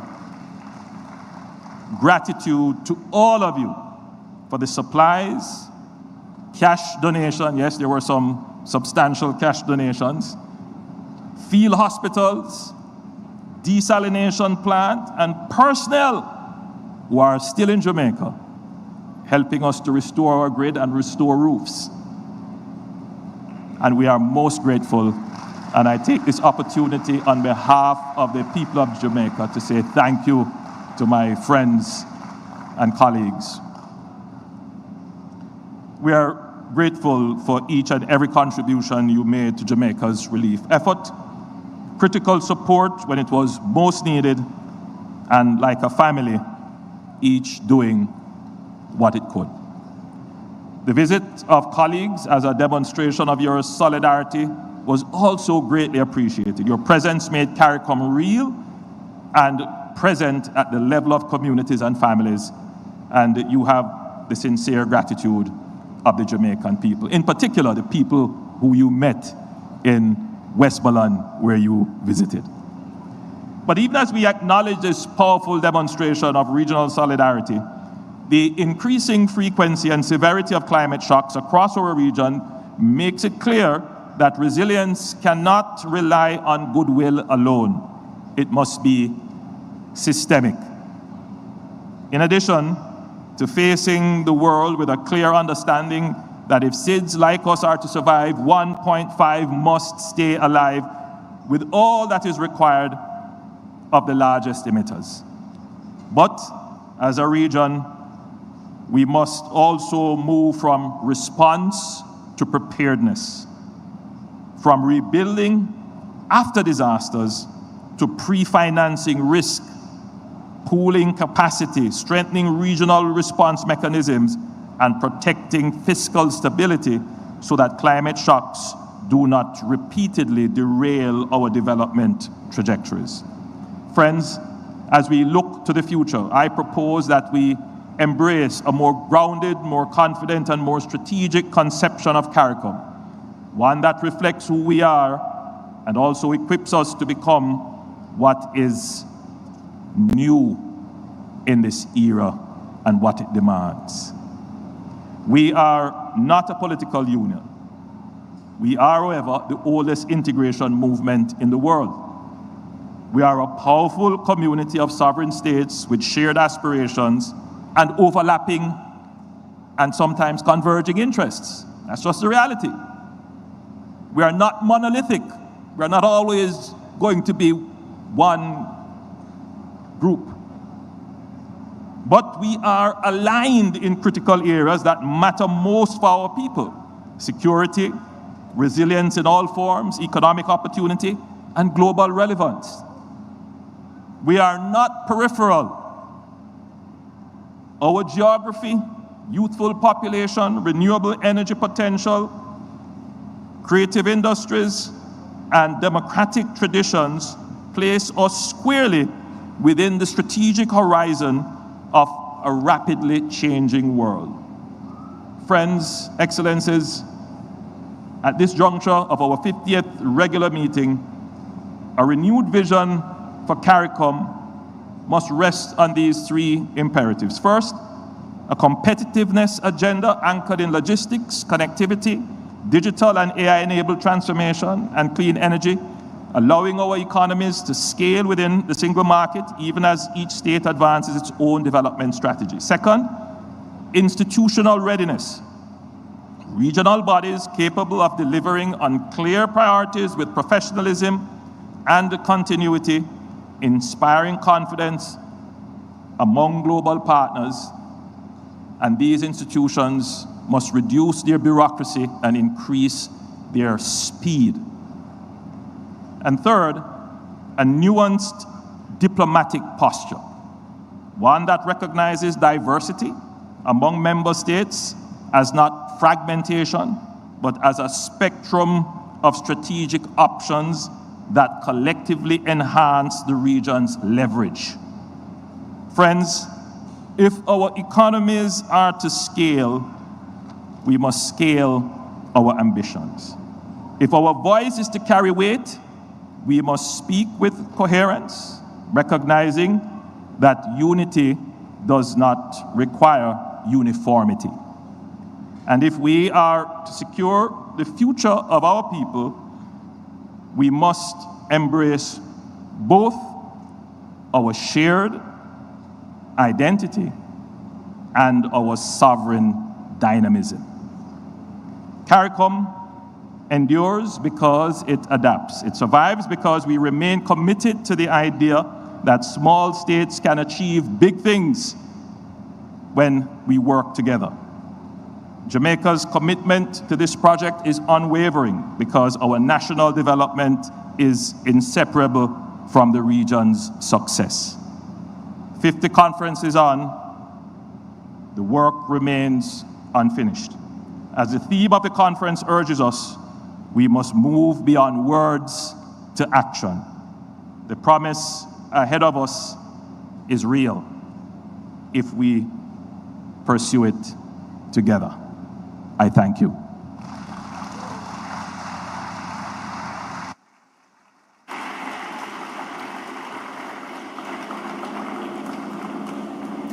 Thank you, Prime Minister Holness, for your inspiring remarks.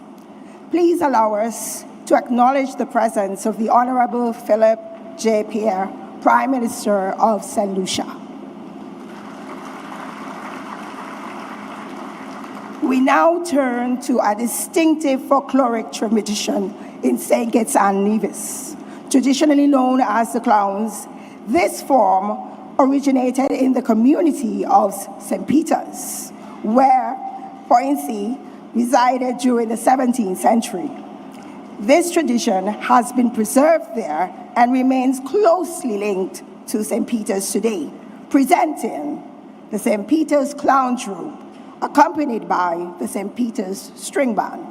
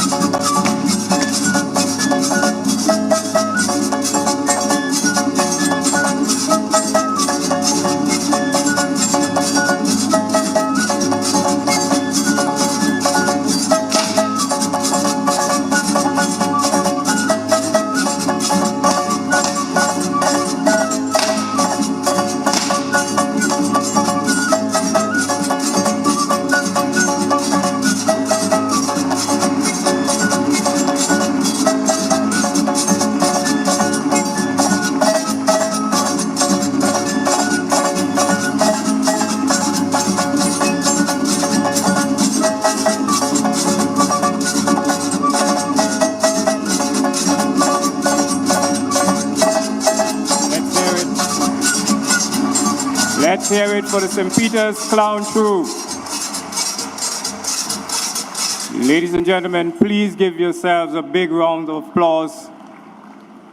Please give yourselves a big round of applause for being here. Because in listening to the speeches thus far, our presence is the start of everything.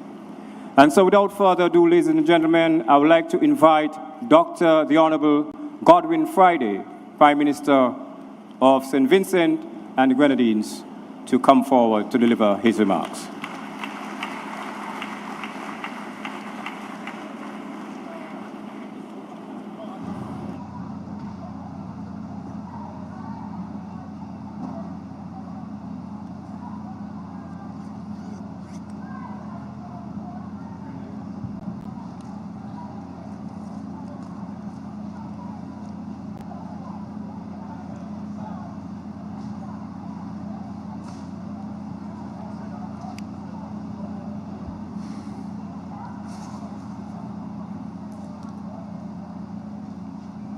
Her Excellency, Dame Marcella Liebert, Governor General of St. Kitts and Nevis, the Honorable Dr. Terence Drew, Prime Minister of St. Kitts and Nevis, Dr. Carla Barnett, Secretary General of CARICOM, fellow CARICOM heads, invited and distinguished guests, friends. Greetings from the wonderful people of St. Vincent and the Grenadines.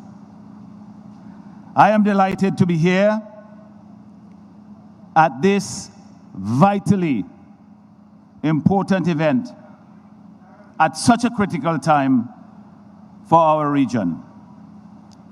As we know, or many of you may, we recently had elections in St. Vincent and the Grenadines, and a new government of the New Democratic Party was elected. The first change in government in almost 25 years. And the people gave us a clear mandate to govern. It was an emphatic win. So here I am. As a new head of government, a new face at this conference, I may have much to learn about how things are done in this body and across the organs of CARICOM, and about how perennial issues have been addressed over the years and where they stand now. But I hope, being new on the stage, I am unfettered by the trials and the frustrations of the past, and might bring some small insight or added motivation that might help us to move forward. It seems to me that any serious consideration of the subject of regional integration and CARICOM's place in it begins with the familiar lament about the agonizingly slow pace of forward movement and the elusiveness of unity and collective action, especially in international affairs. Over the years, we have come to near breaking points. Words have been exchanged amongst leaders. Meetings have failed or even failed to take place because of an inability to agree on critical matters or a lack of will.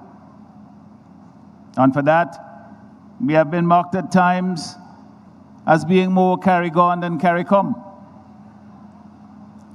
Yet, here we are. CARICOM survives. And the spirit of regional integration persists and indeed grows. And other countries seek full membership or associate membership in the organization. Consider that despite all the tensions and problems over the years, from the Closer Union Conference in 1949 in Jamaica, through the ill-fated West Indian Federation a decade later, then CARIFTA, and ultimately our much maligned but still beloved CARICOM. The integration spirit has endured. And those who ask, why? To you I say, the answer is simple. Because we need it. And we all know this. We may complain and fight amongst ourselves, but meanwhile we continue to support and reshape it. We remain ever hopeful that it will become more able to address our needs. We do this not only because of the ties of common history and a shared culture, but fundamentally because we all recognize the inescapable fact that we must have CARICOM or something like it. If the OACS, the Organization of Eastern Caribbean States, of which I am now the chairman, and CARICOM or similar organizations were not around today, we would feel their absence and set about working to create them.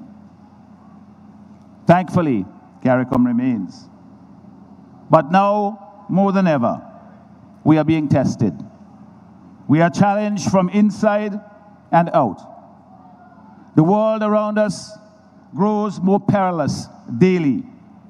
International rules and practices that we have become used to over the years have changed in troubling ways that call upon us to look to one another for support.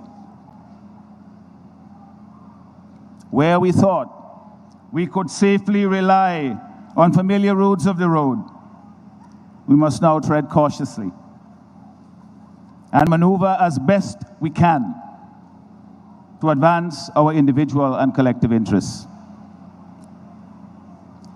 Friends, our persistence on the path of regionalism, no matter the challenges, is the best way forward. Let us strengthen our resolve about that. As I intimated above, I am committed to working alongside all of my colleagues, not merely out of sentimentalism, but also because there is no better alternative that I can think of for my country, St. Vincent and the Grenadines. And indeed, I believe, for all of us. In the current global realities, we need each other more than ever. If we do not continue to strive together and pool our limited power and resources, we cannot hope to withstand the increasing political and economic headwinds and deliver better living standards for our people. That is the central value of our integration movement. The reason we make such an effort just to be here. Through CARICOM, we are collectively better able to stake our claim in an evolving world. Let us never be so discouraged by our shortcomings that we fail to see just how much we have accomplished over the years. While we must do better, let us acknowledge that what we have done together has been a lot.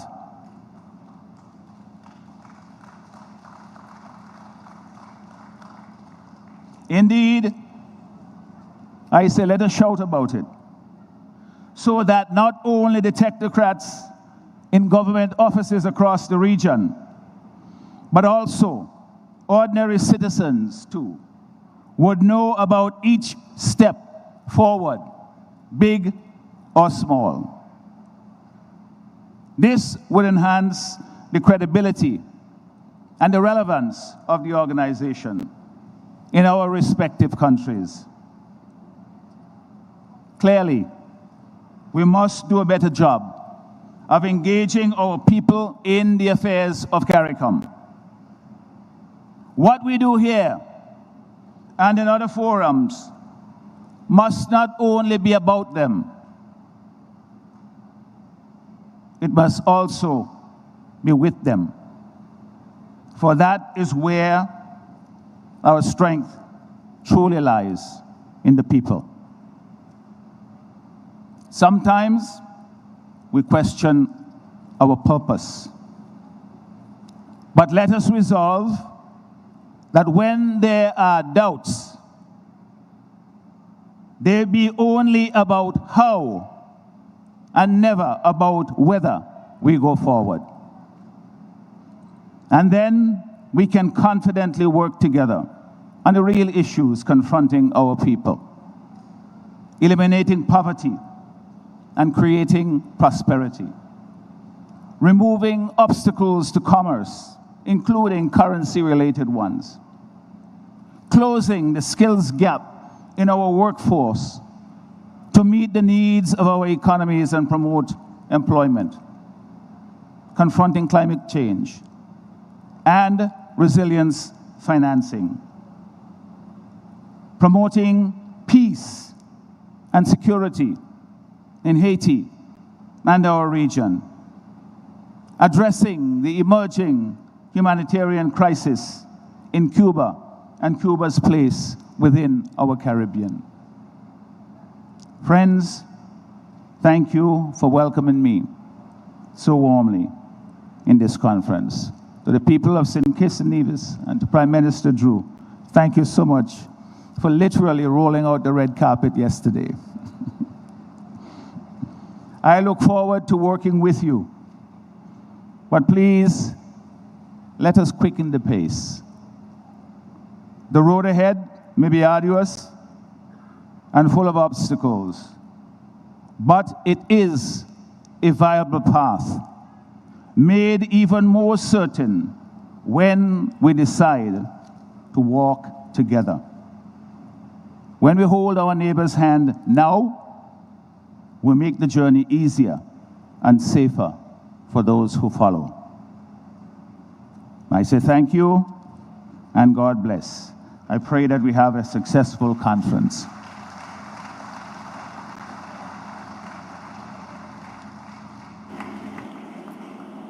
Thank you, Dr. the Honorable Godwin Friday, for your inspiring remarks. Let's hear it for Dr. Friday once again. Music has long been a powerful expression of faith, identity, and national pride across our Caribbean community. Through harmony and voice, it gives form to reflection, resolve, and hope. Under the direction of Mr. Clyde Richardson, Voices of the Federation will now perform a musical medley featuring My Soul's Been Anchored in the Lord, arranged by Moses Hogan, followed by My Nation, arranged by Mr. Clyde Richardson himself. Voices of the Federation, ladies and gentlemen.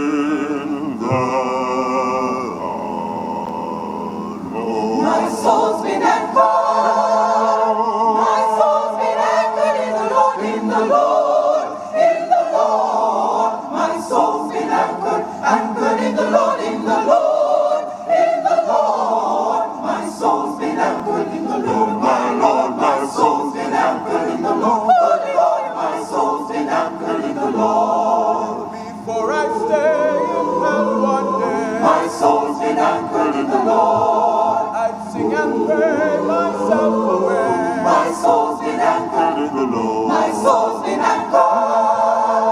My soul's been anchored in the Lord, in the Lord, in the Lord. My soul's been anchored in the Lord, in the Lord, in the Lord. My soul's been anchored in the Lord, my soul's been anchored in the Lord, my soul's been anchored in the Lord. Gonna sing and shout and never stop My soul's been anchored in the Lord. until I reach that mountain. My soul's been anchored in the Lord. My soul's been anchored. My soul's been anchored in the Lord, in the Lord, in the Lord. My soul's been anchored in the Lord, in the Lord, in the Lord. My soul's been anchored in the Lord, my soul's been anchored in the Lord, my soul's been anchored in the Lord. Do you love it? Oh yes. Do you love it? Hallelujah. Do you love it? Oh yes. God Almighty. Are you anchored? Are you anchored? Oh yes. Yes, I'm anchored. My soul's been anchored in the Lord. Will you serve him? Will you serve him? Oh yes. Will you serve him? Hallelujah. Will you serve him? Oh yes. God Almighty. Are you anchored? Are you anchored? Oh yes. Yes, I'm anchored. My soul's been anchored in the Lord. Will you praise him? Will you praise him? Oh yes. Will you praise him? Hallelujah. Will you praise him? Oh yes. God Almighty. Yes, I'm anchored. Lord, I'm anchored. Oh yes. Lord, I love you. Oh yes. Yes, I serve you. Oh yes. Lord, I praise you. Oh yes. Hallelujah. My soul's been anchored in the Lord. God Almighty, my been anchored.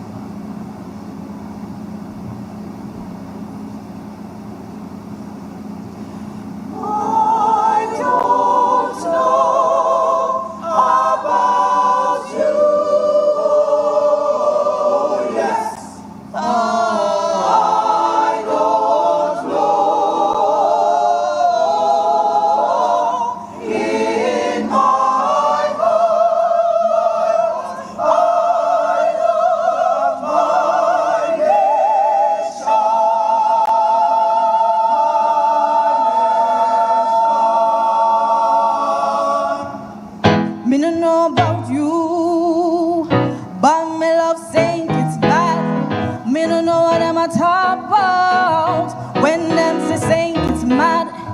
Everywhere in the world got problems, everywhere need God. So tell them, easy no man, easy no man, easy no man. Me love saying it's bad.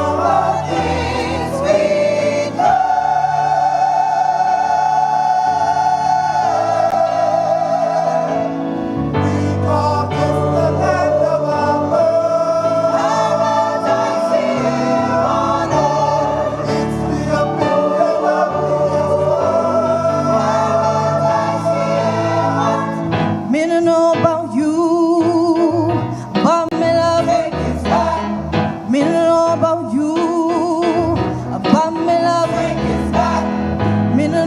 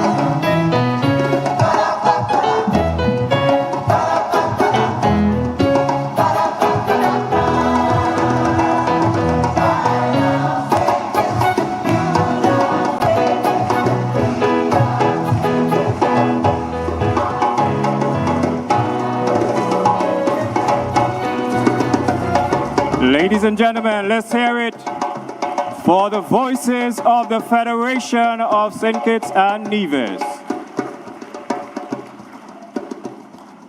Indeed, a very good prelude to our next presenter.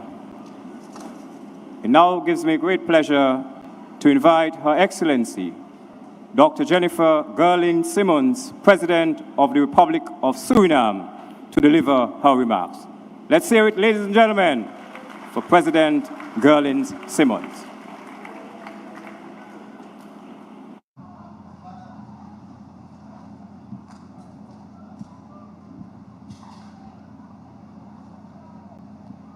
The Honorable Prime Minister, Dr. Terence Drew, colleague heads of state and government of the Caribbean community, Secretary General of the Caribbean Community, Dr. Carla Burnett, honorable ministers and their delegates.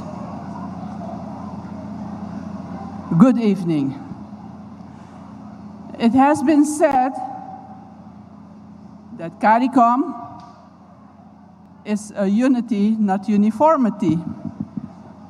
And this speaks to my country, so I will greet you and wish you good evening in some of the many languages of my country. Goedenavond, which is Dutch, the formal language. Kuneti, in the language we all speak in Suriname when we want to understand one another. Bye or Bahina or Ram Ram Namaste, which is Suriname, and Salam Alaikum. And these are only some, but let me proceed. Good evening. It is a profound honor to address you on this occasion.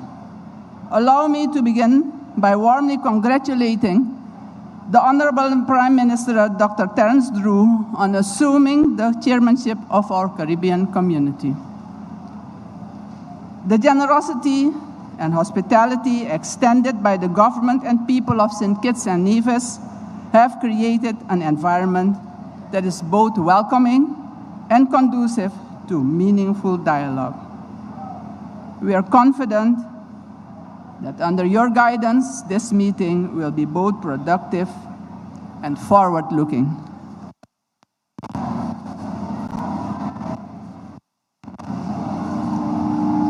The Republic of Suriname stands ready to fully support your chairmanship and to work constructively with all member states as we pursue our shared regional goals. Allow me to equally pay sincere tribute to the outgoing chair, the Honorable Andrew Holmes, Prime Minister of Jamaica. His tenure coincided with a period of regional challenges and global uncertainty marked by natural disasters, social pressures, and economic disruptions. Yet, throughout this challenging period, Jamaica provided steady and focused leadership. Thank you. We salute the resilience of the Jamaican people and acknowledge the strength and clarity with which Prime Minister Holmes guided this community.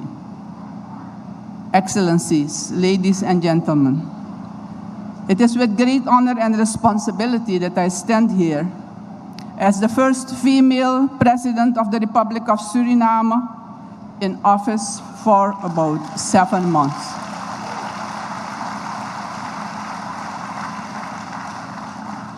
I accepted this responsibility with humility and determination. CARICOM is not merely an institution, it's a family. And it's a privilege to join this family at such a defining moment. We meet at a time when the global landscape is changing rapidly. We acknowledge this. Economic volatility, climate insecurity, geopolitical changes, and social pressures continue to test the resilience of small states like ours.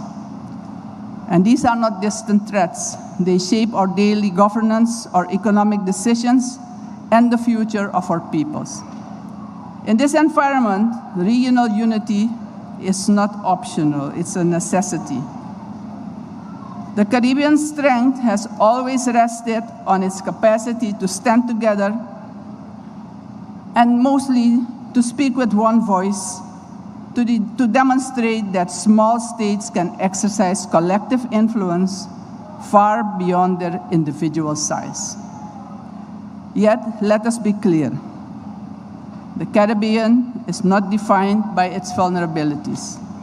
We're defined by our resilience, creativity, and our determination to endure and thrive. Across our history, from federation efforts and conflicts to economic crisis to natural disasters, our region has consistently chosen for close cooperation and collaboration over fragmentation. That commitment is the foundation on which we must now build our future.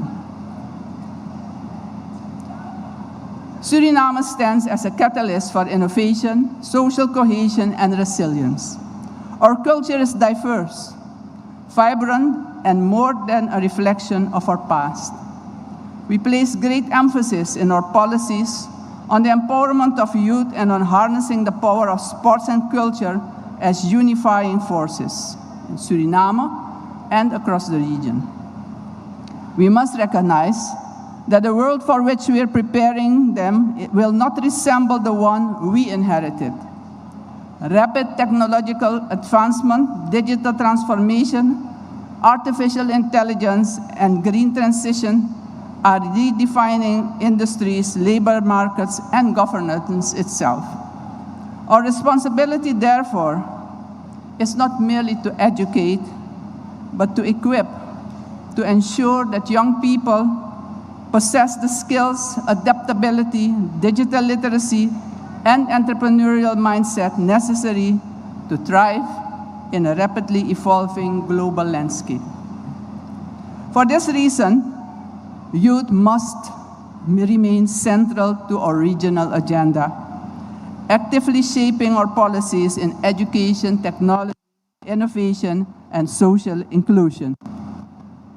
At the same time, diversification, value-added production for millions of people, because we are millions, and innovations across sectors are essential if we are to withstand global shocks and create sustainable economic opportunities for our people. Another pillar of our collective progress lies in the way we work together as a region, and I want to emphasize this. We must pursue new models of cooperation that strengthens regional industries, improve food security, services, infrastructure, and digital connectivity, and thereby reducing external dependency and reinforcing Caribbean self-reliance. Suriname remains committed to working closely with our regional partners in enhancing value chains, foster shared industrial and agricultural growth, and promote entrepreneurship across CARICOM, particularly among youth. Excellencies, ladies and gentlemen, global energy dynamics are evolving, and Suriname is increasingly positioned within this new landscape.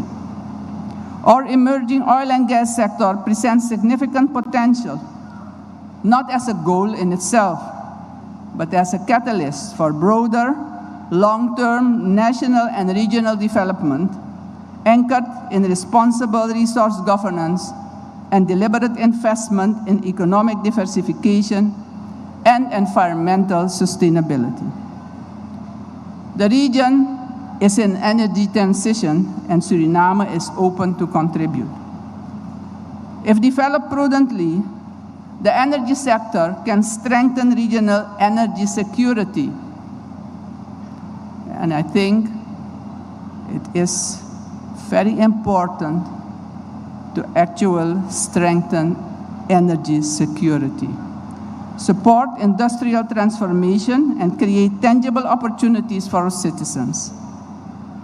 It is therefore essential that revenues generated from oil and gas are strategically directed towards diversification and nature preservation, ensuring the development of a resilient and sustainable economy that extends well beyond the lifespan of the sector itself. So we must proceed with integrity and foresight. Climate change continues to disproportionately affect our region. For us, it's not a distant or theoretical concern. It's an immediate and existential reality. Rising sea levels, extreme weather events, coastal erosion, food insecurity, and biodiversity loss exert increasing pressures on our economies and our people. In this context, equitable access to climate finance is a necessity grounded in fairness and justice. The international community must recognize that small islands and low-lying developing states bear the greatest vulnerability while contributing the least to global emissions. In the case of Suriname, we are actually a carbon-negative country, with our vast forest cover absorbing more carbon dioxide than we emit. CARICOM must therefore keep advocating for fair, predictable, and accessible climate finance from various sources. In closing, as we commence the 50th regular meeting of heads of states and government, let us muster the strength and courage that have to carry us through challenging times ahead. Let us leave this meeting with renewed purpose, clearer strategies, and a deeper resolve to shape a future world for our people's aspirations. I thank you. Grantani.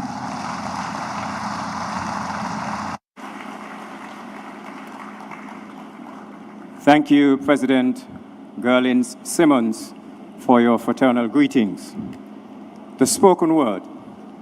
We continue to showcase the creative voices of the Federation of St. Kitts and Nevis. Through spoken word, language becomes a space for reflection and perspective. Please welcome Ali Wan, a renowned spoken word artist performing Foreign Affairs. Listen carefully to every word. Thank you.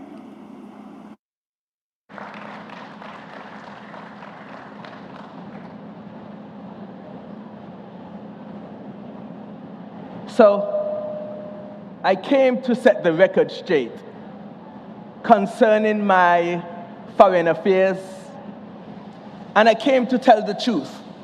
Nothing but the truth, I swear. Antigua, I've been watching you for a while, dancing with your flags in the sunshine, and I'm trying to decide how many dives I can take yearly. She said 365. But I fell in love with her sister. Yes, Barbuda. She had me at hello. I miss running my hands through her pink sand at the Tower Martello. But next door was the Emerald. I'll do anything just to make her smile. Montserrat. See, she's a natural attraction.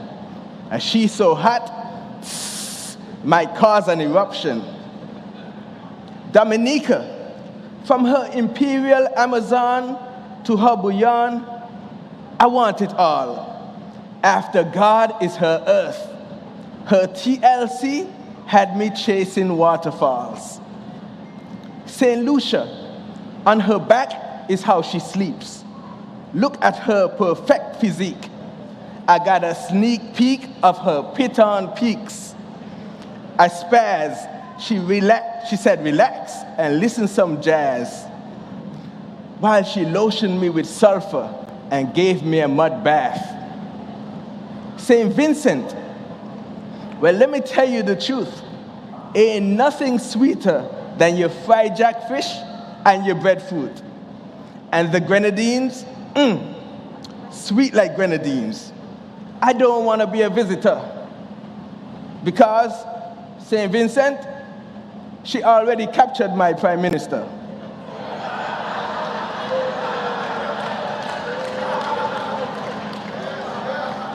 Forgive me, because I was peeping at the neighbor. But they say spyglass don't sell in Grenada. I saw her oil down, jab, jab, body looking so right. She got that blend of nutmeg, cocoa, and spice.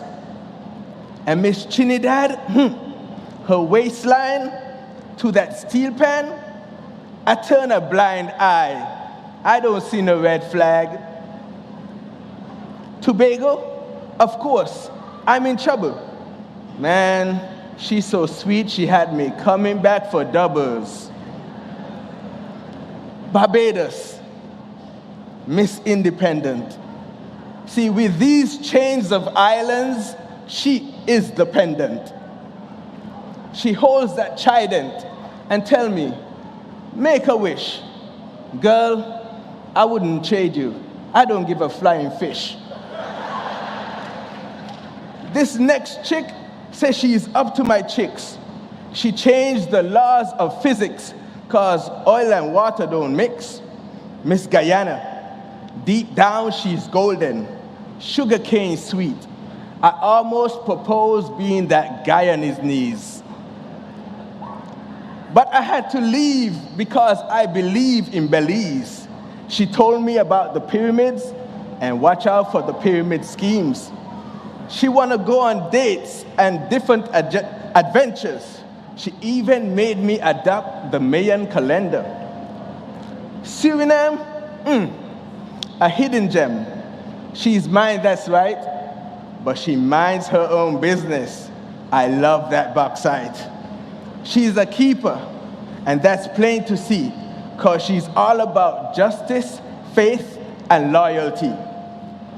Anguilla, she keeps it clean. The water crystal clear, it's in her genes. She wanna swim with dolphins and hold them poker runs. You know Rainbow City, where girls just wanna have fun.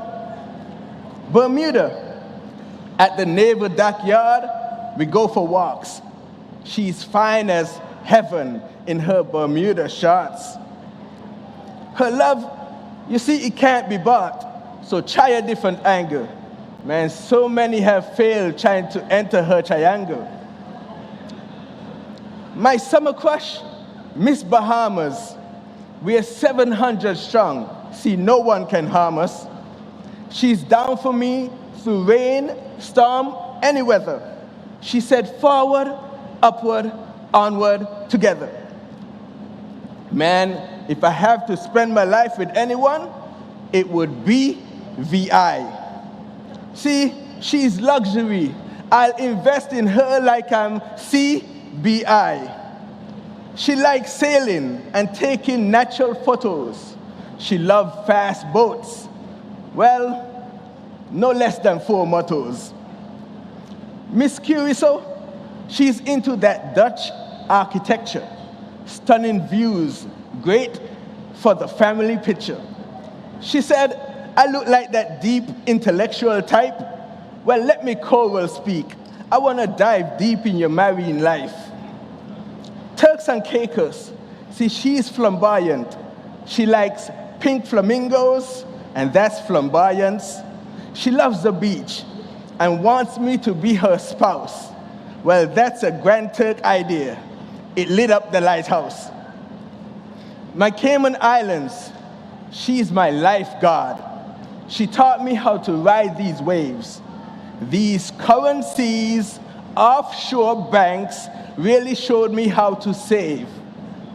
Her friends asked, where you find he? She replied, he was found upon the sea. Say, she wanna keep me for life, as long as I'm tax-free. My next girl, she was athletic. She was up to speed.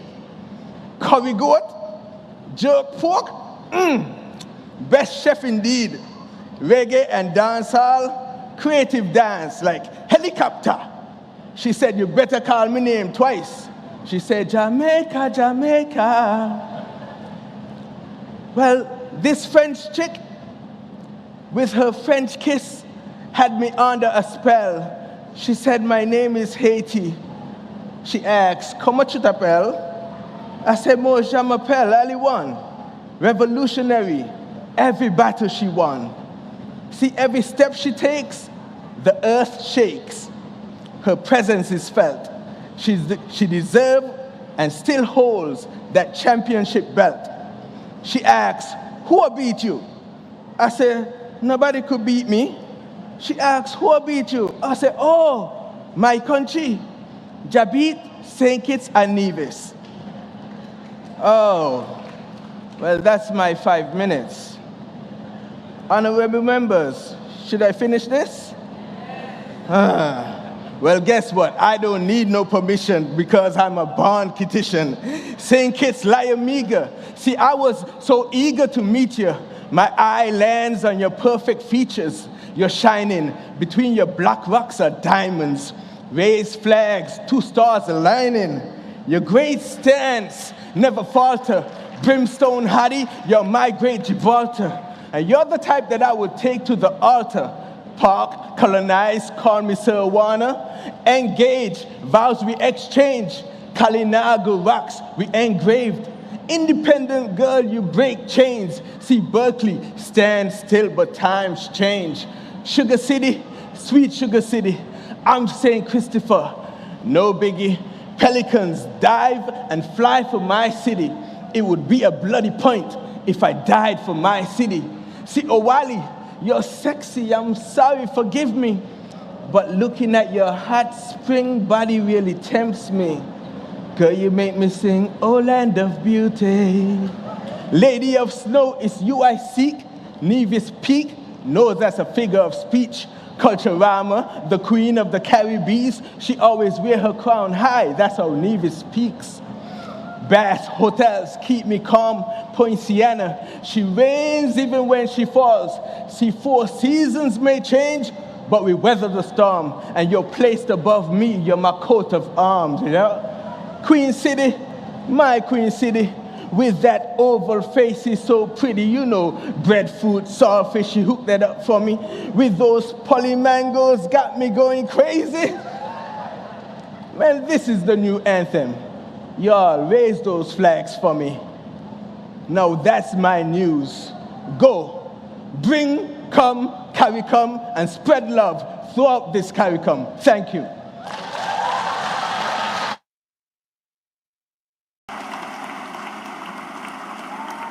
There you had it, ladies and gentlemen, Foreign Affairs, seen through a lens of affection and appreciation for each island, recognized for what makes it distinct, yet part of a wider whole. CARICOM tourism promotion at its best. Ladies and gentlemen, let's hear it again for Ali Wan for that wonderful piece. We're getting near the end. Ladies and gentlemen, allow us to introduce and to have our next presenter, the Honorable PM Persad-Bissessar, Prime Minister of the Republic of Trinidad and Tobago, to bring her remarks. Thank you all very much.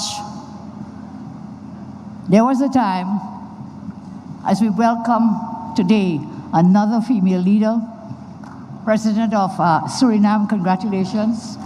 There was a time when it was just 2 of us. First it was me, and then it was Mia. And then it was Mia, and it was me again. And now it's me again. So thank you all very much as we join with our female leaders at this CARICOM heads. I just want to give you a short moment of some light relief. I'm not a great comedian, but I'll try. So thank you for your introduction.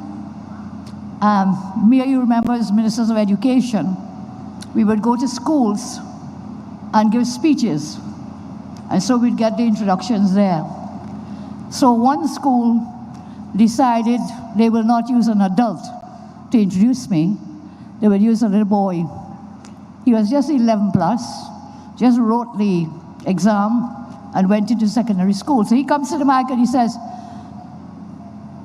I am not going to make any long, boring speech. My job here is to introduce Kamla.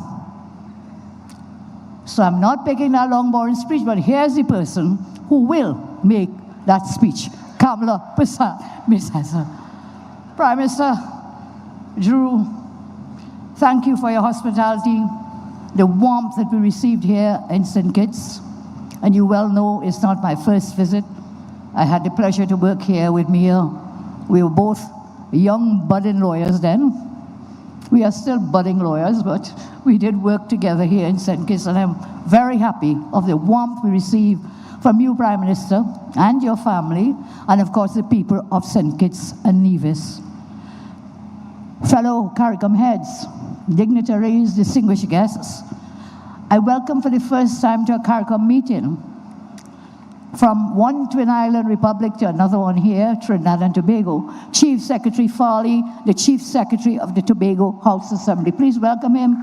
For the first time, we have a Tobago representative in the CARICOM. So distinguished members all here, and of course, all the visitors who've joined us from the UAE, please welcome Minister Kabi. She's here with her minister. Can we welcome her to St. Kitts? And today, I have to say some things that may be good and kind, but I have to also face the reality of what is happening in my own country, in Trinidad and Tobago. And so I welcome the words of Prime Minister Holness when he spoke of the balanced way that he looked at the CARICOM. We all have different pathways to walk, but our destination, our goal, our aim is the same. It's for a better quality of life for the people in our country and for the whole of the region. So, Prime Minister Holness, we thank you. We were very happy with your words, the balanced approach that you took.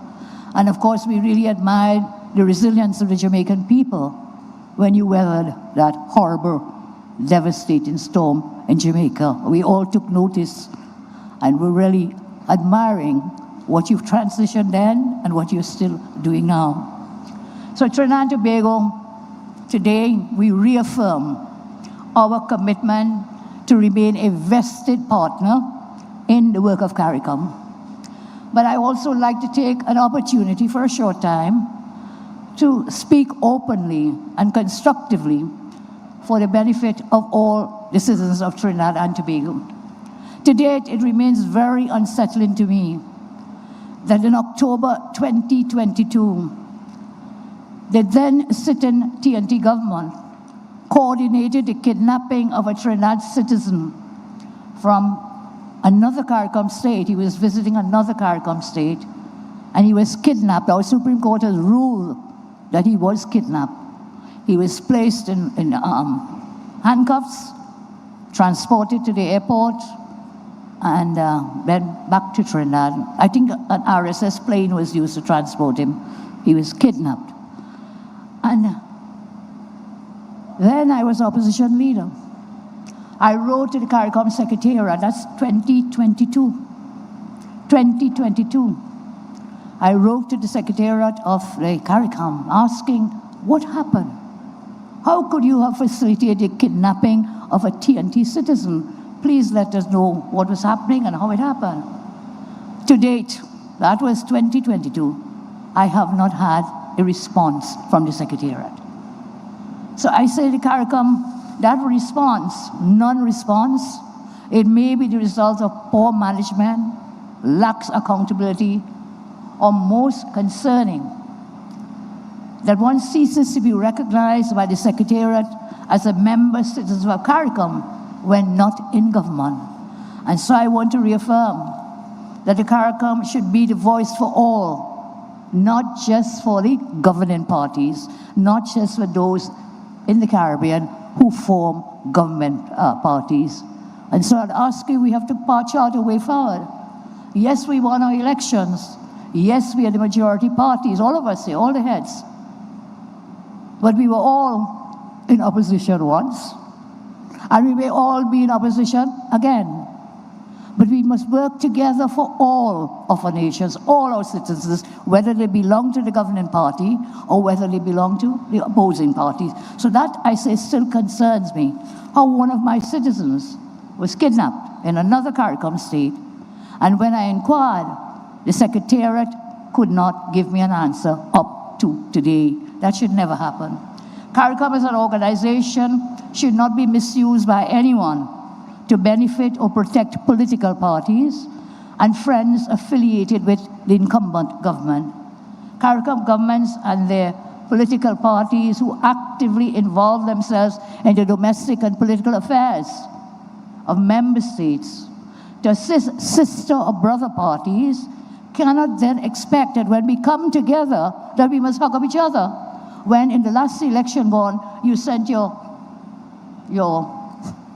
missives, you sent your people from your party to openly campaign against another political party. I'm sorry I have to share this, but it hurt me a lot when I saw what transpired within the last set of elections in the CARICOM. So CARICOM governments, if we are to hug up each other and cooperate, it cannot be that last week you sent your person down to St. Vincent or to Jamaica or to wherever, or to Guyana. You sent your political persons, not technocrats. You sent them down to campaign. I don't think that is right, because today I will have to face you. We are not red and we are not yellow, we are not blue, we are not green. We are all CARICOM persons, and we must give that respect to every single one. And no leader here sitting would want another CARICOM head of state to send people to campaign in your domain. That should never happen. So that has led to what I say, unneeded factional divisions and private conflicts between regional leaders and political parties. And of course, it hinders the progress of the CARICOM. As we move forward, I congratulate the other speakers before me, and I'm in tune with what you're saying. So I will keep mine down a bit, because we had a great discourse from Prime Minister Holness as former chair. And I want to say, Trinidad and Tobago, like you, sir, we respect the sovereign right of CARICOM members with respect to your choice for national security for your nation and respect to your choice for foreign policy. We respect that sovereignty, and we expect no less from others. We took very careful note of what happened in the CARICOM in 2025, when my government chose to lend support then to the Nicolas Maduro regime.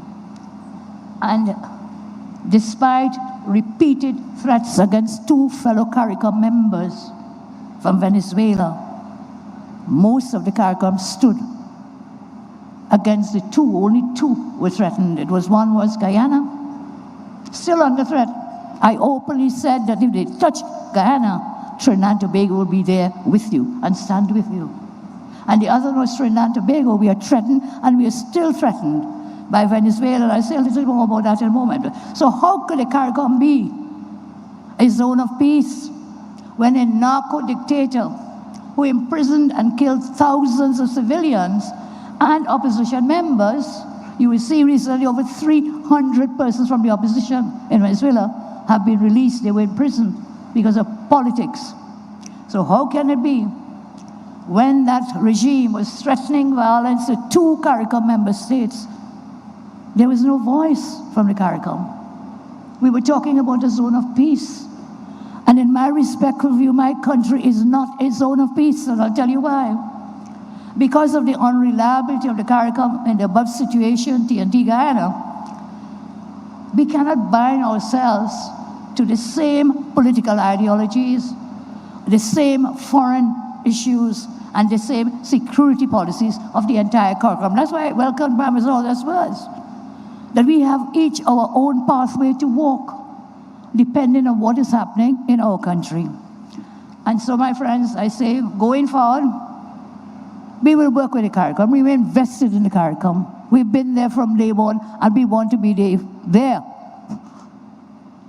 after the end and the beginning and in the end. We want to be there with the CARICOM. It's very vital.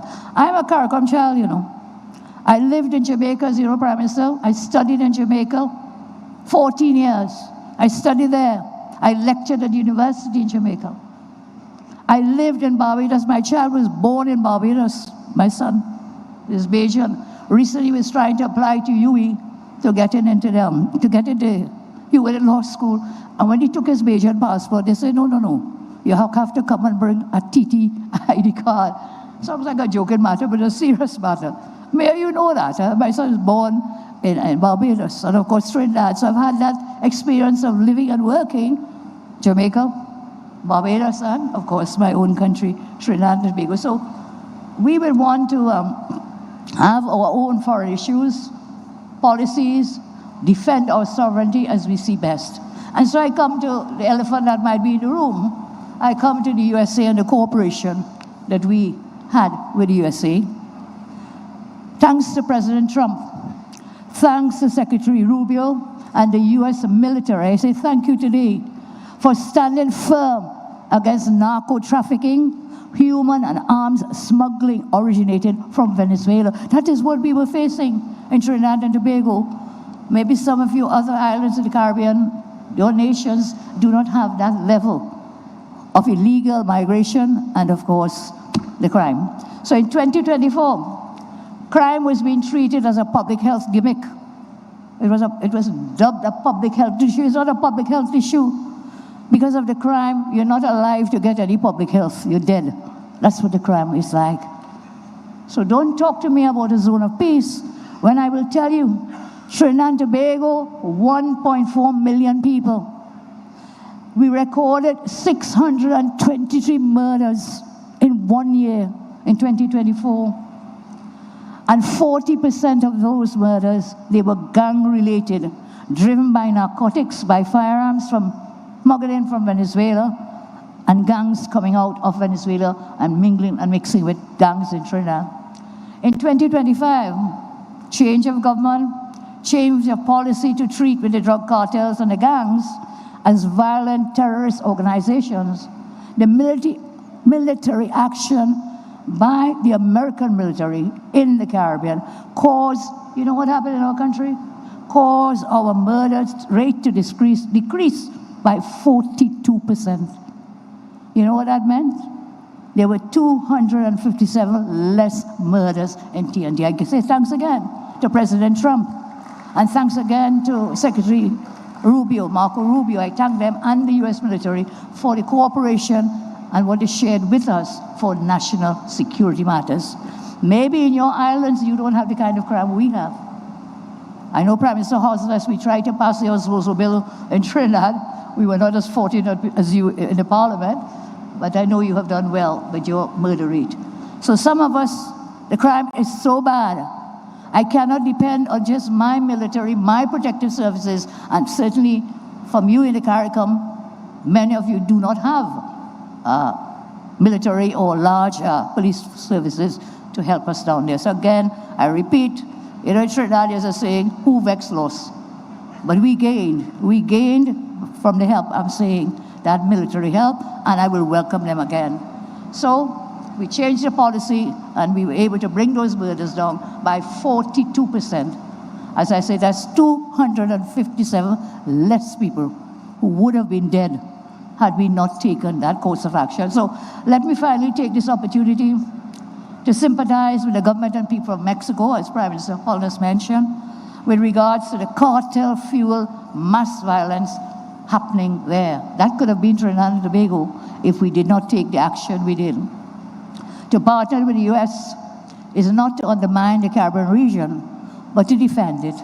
TNT will continue to cooperate with the US in the best interests of our citizens to drive destabilizing and destructive forces out of our country, out of our region, and out of our hemisphere. On the issue of full and free movement, I'll go quickly here, just a few points. I know we are all committed to full and free movement. I know several CARICOM islands are moving forward with that. But in Trinidad and Tobago, again, illegal migration is a big problem. It has been left to flourish not just in TNT, but elsewhere. Currently, Trinbagonian taxpayers, we pay the bills for the tens of thousands of illegal migrants who have come into our country. It has put an enormous strain on our health services, government services, financial resources, and we are working diligently to resolve this illegal immigration crisis that we have. Again, many of you may not have it, but Venezuela is just 7 miles away from us. And we're going through right now to try to identify and do a registration exercise because there are thousands of them who are a drain on the taxpayers of Trinidad and Tobago. So at this time, I will say the greatest respect, Prime Minister Drew, Trinidad and Tobago, we are fully committed in principle to the full and free movement, but we have to deal with the thousands of illegal ones I already have in my country.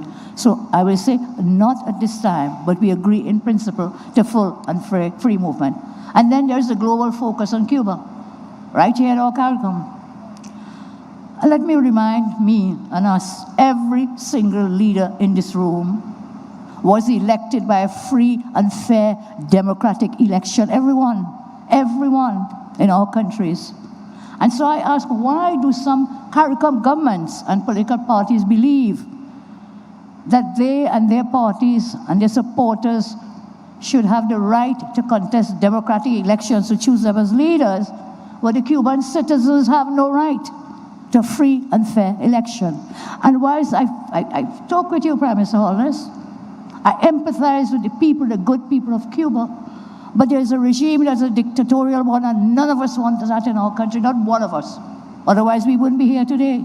We were all elected by free and fair elections. And so we cannot advocate for others to live under communism and dictatorship, but we want to live here in our CARICOM region under democracy and capitalism. That's an oxymoron, it's a contradiction.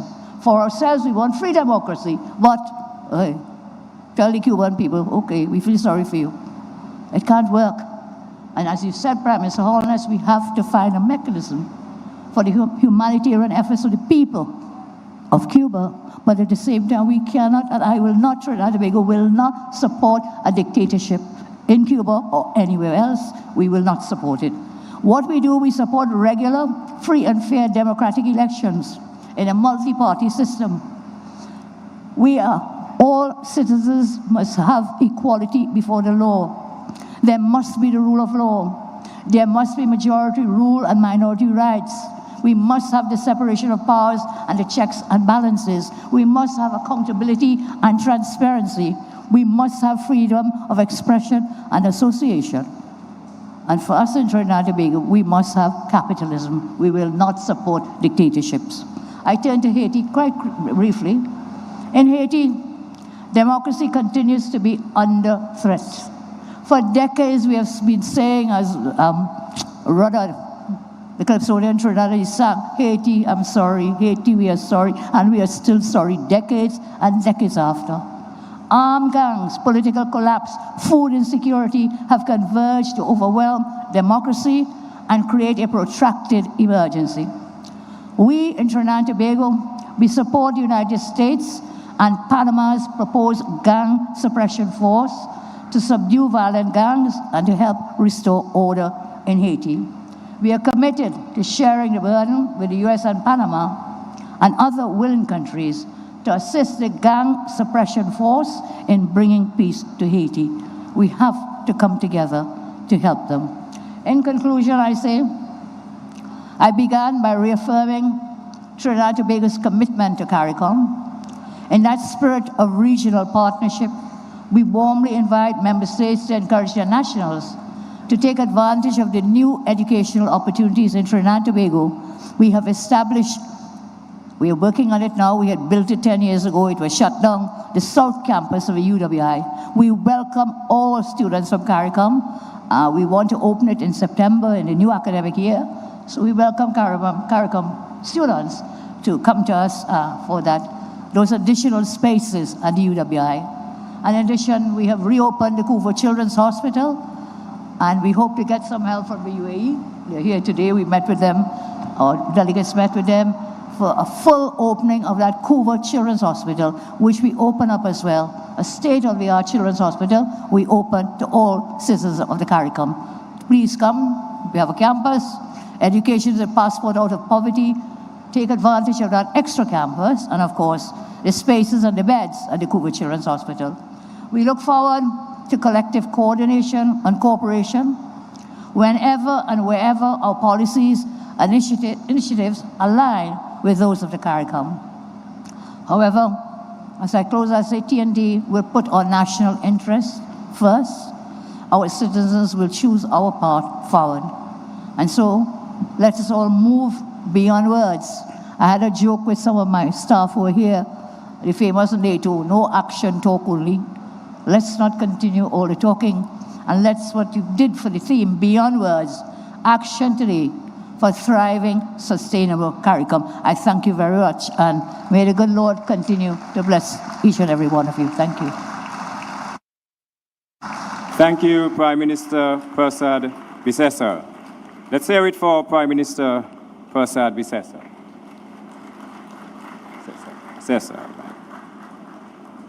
Performing our next act, performing We Is We, the first female to capture our national senior Calypso monarch title, a 4-time senior Calypso monarch, widely known, sobriquet Queen Independent. Here is Caricia Willett to perform her piece, We Is We. Good evening.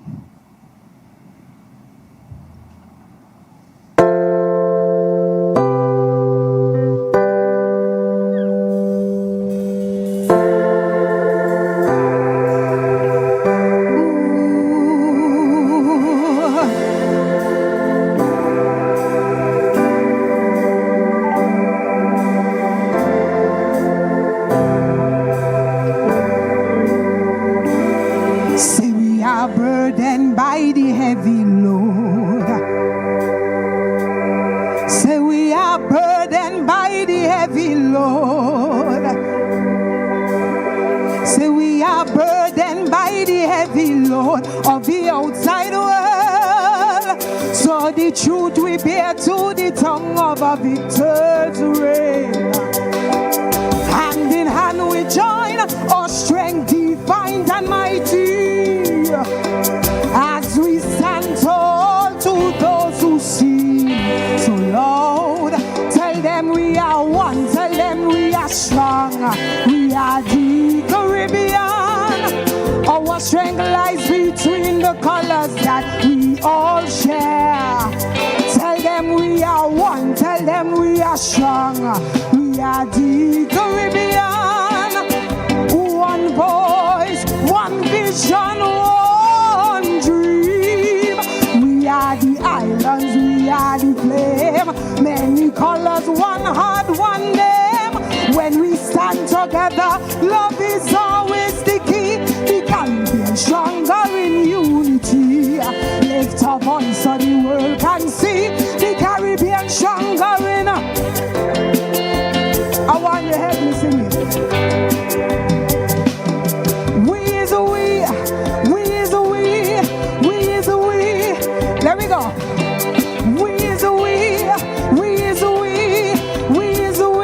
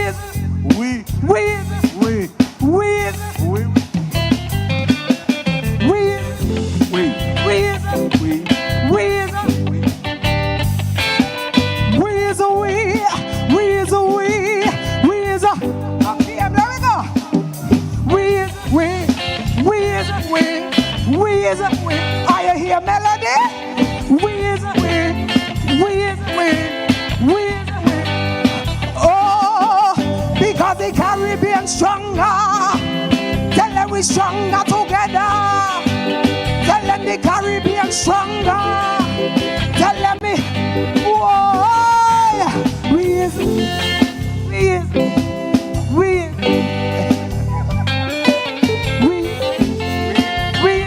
together. You see that them coming together. We higher. We is we.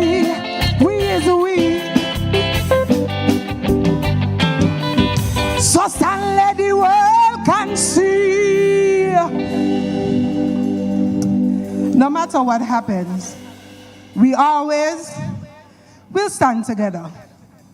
Even when our leaders disagree. Because at the end of the day,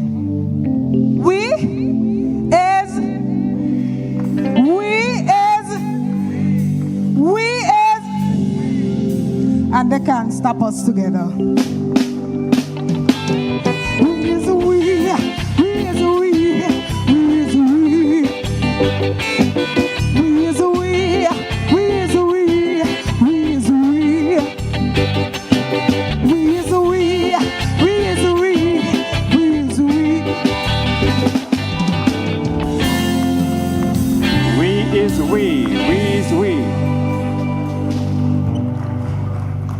Excellencies, distinguished colleagues, it is my honor now to present to you the Prime Minister of St. Kitts and Nevis, Dr. Terence Michael Drew, a leader whose vision and dedication continue to strengthen the bonds of our Caribbean family, as he delivers the feature address of the 50th regular meeting of the Conference of Heads of Government of the Caribbean Community. Ladies and gentlemen, Dr. Terence Michael Drew, Honorable Prime Minister of St. Kitts and Nevis.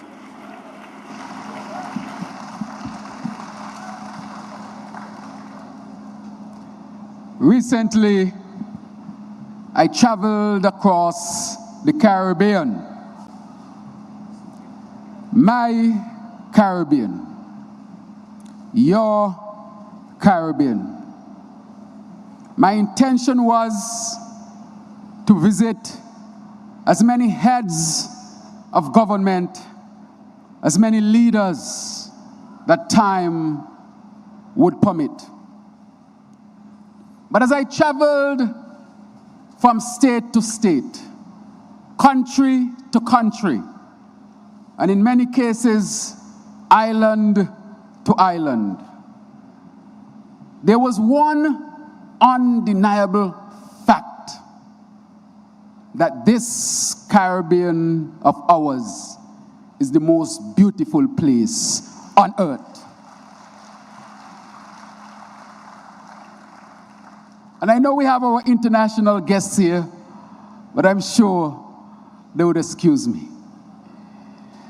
But as I met each leader, it stirred something in me.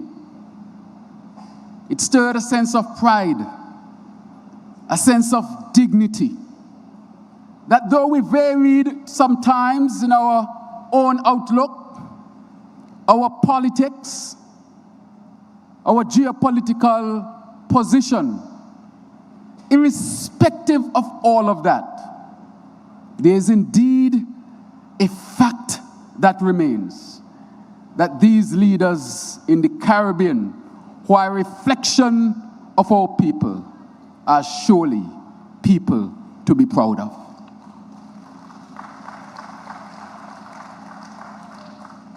And so the Caribbean at this time and CARICOM might be going through challenges and difficulties. But I want to say one thing before I get further into it. That at a time when it seems toughest, when the seas seem rough, when those who are the critics are doing their best at criticizing and suggesting that CARICOM has lost its way, today in St. Kitts and Nevis, in this great hall, in our presence are all the leaders of the full members of CARICOM.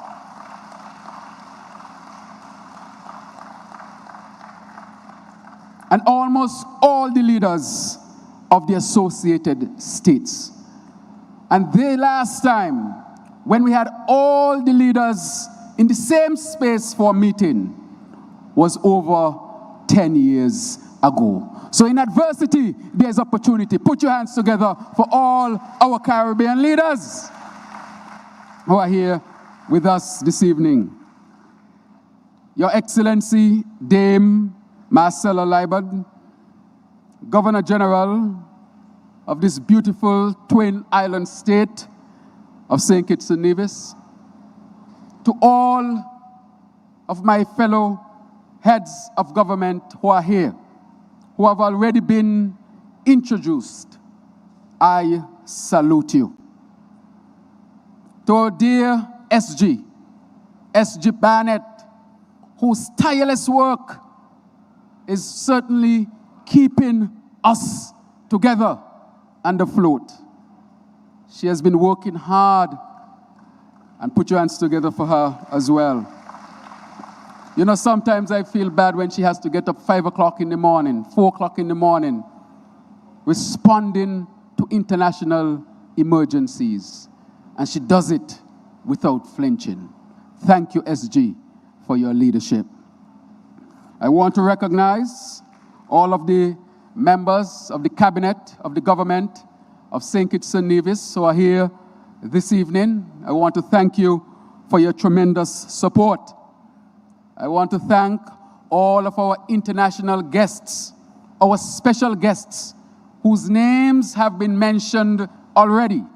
I want to thank you for the confidence that you have reposed in us with your presence and your continued collaboration, not just as a federation of St. Kitts and Nevis, but definitely as a region. We are certainly happy to have you here in this Twin Island Federation. Today, as you entered your rooms, you would have found a handwritten note. A note that I made deliberate effort to ensure that my penmanship was clear. As a doctor, they said my penmanship is bad. But I made sure, I committed to ensure that you would be able to understand it. And it was a simple message to you, my colleagues. Welcome to St. Kitts and Nevis. We are honored to host you. Together, let us continue strengthening CARICOM for the benefit of all of our people. Signed, Terence. And Terence is yours truly. And over the past several weeks, as I've said before, I had the privilege of visiting many of you. In every capital, I was received with warmth and generosity. As a result, I left each encounter with a renewed sense of pride in your leadership, your intellect, and your unwavering commitment to this regional enterprise. Your insights have enriched our collective preparation for this meeting, and for that, I thank each of you sincerely and dearly. At this juncture, I wish to place on record our profound appreciation for Prime Minister, Most Honorable Andrew Holness, for his service as chairman of CARICOM. His tenure, put your hands together for him. Thank you, Most Honorable. His tenure was marked by steady stewardship during a period of global uncertainty and regional complexity. But with a calm resolve and clarity of purpose, he guided our deliberations, strengthened engagement among member states, and ensured that the community's voice remained coherent and respected on the international stage.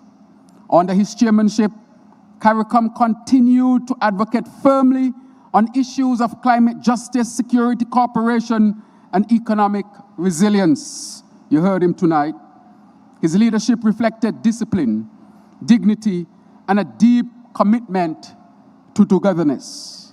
So on behalf of the Federation of St. Kitts and Nevis, and on behalf of all the members of this great community, I extend sincere thanks to you, Prime Minister, for your service to our community. Put your hands together again for him. Colleagues, CARICOM stands at a decisive hour. The global order is shifting. And I was mentioned, it has probably already shifted. Supply chains remain uncertain. Energy markets fluctuate. And climate shocks intensify. In such a world, fragmentation breeds vulnerability. By contrast, my dear colleagues, togetherness generates resilience. Before examining the road ahead, it is important to reflect on who we are as a people. From the crucible of oppression and exploitation, we built free and democratic nations. From discarded oil drums in Trinidad, we fashioned the steel pan. From struggle emerged spiritual movements such as the Spiritual Baptists of the Grenadines and St. Vincent, and the Rastafari movement throughout the region, which was started in Jamaica. We gave the world reggae music. We gave the world soca and all of the genre. We gave the world compa and zouk. We gave the world an enticement of music that none other could have done. But we also produced Nobel laureates, scholars, athletes. The fastest human being is from this region. We also produced revolutionaries. Revolutionaries from our sister country of Haiti, which fought for its independence and became the first country on earth where the slaves took their freedom.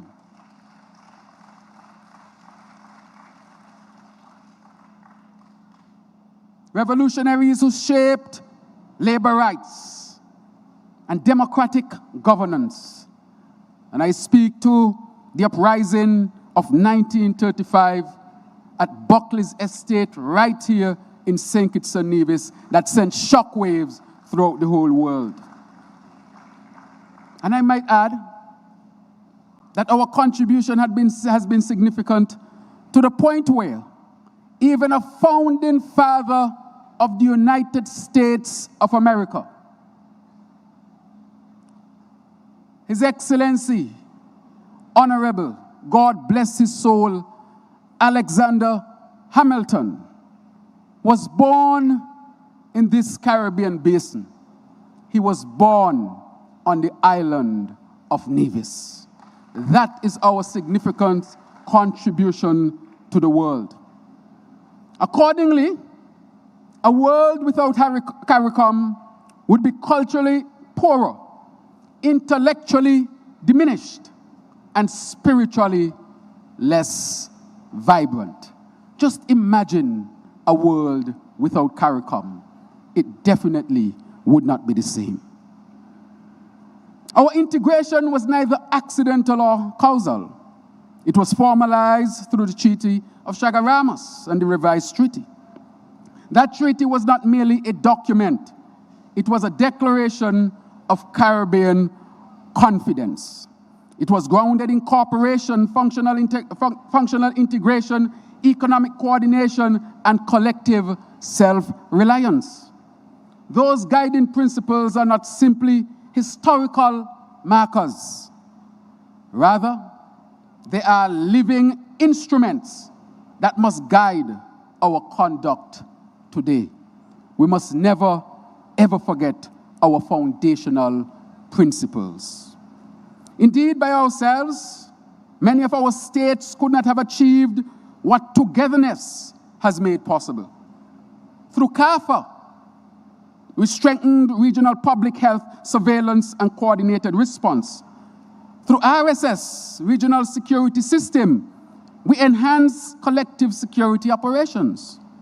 Through CISEC, we harmonized educational standards and expanded opportunity for all of our people, especially our young people. Through the Caribbean Development Bank, we secured development financing and technical support that strengthened infrastructure and social investment across our region. By ourselves, these achievements would have remained aspirations only, but through togetherness, they became reality. This is the contribution of CARICOM. But against this foundation, we have now deepened our collective effort. Food security, we must deepen our collective effort. Food security, for instance, must evolve into food sovereignty. We cannot continue what we are capable of producing by importing so much. We must modernize agriculture, invest in agro-processing, expand irrigation, and remove barriers that slow movement of agricultural goods across our borders. We owe it to our farmers, our entrepreneurs, and our young innovators to ensure that regional opportunity is not obstructed by administrative hesitation. Similarly, connectivity must move from aspiration to implementation. It must not be easier to travel beyond our region than within it. Therefore, we must strengthen air and sea links, improve port efficiency, and digitize custom systems that serve our purpose. Connectivity is the infrastructure of togetherness. It allows trade, culture, and opportunity to circulate freely within our shared Caribbean space. In the same spirit, energy security, as was mentioned by our dear President from Suriname, energy security demands coordinated ambition. Our dependence on imported fossil fuels exposes us to volatility and drains precious foreign exchange. In St. Kitts and Nevis, for example, we are approaching a transformational milestone. On Nevis, specifically, we are preparing to finalize arrangements to commence geothermal drilling this year, a goal that our fellow country of Dominica has achieved, and we have learned significantly from the experience. Significantly, this has been made possible through collaboration between the government and the opposition.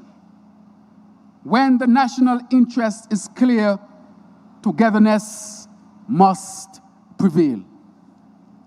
When I initially take office and I met with the leader of the opposition, who is the Premier of Nevis, I said to him, we have differing political views. As a matter of fact, I am on the government side and you're on the opposition side. But there's a resource in the Federation that can liberate our Federation and help us to become energy independent and transform us as a people.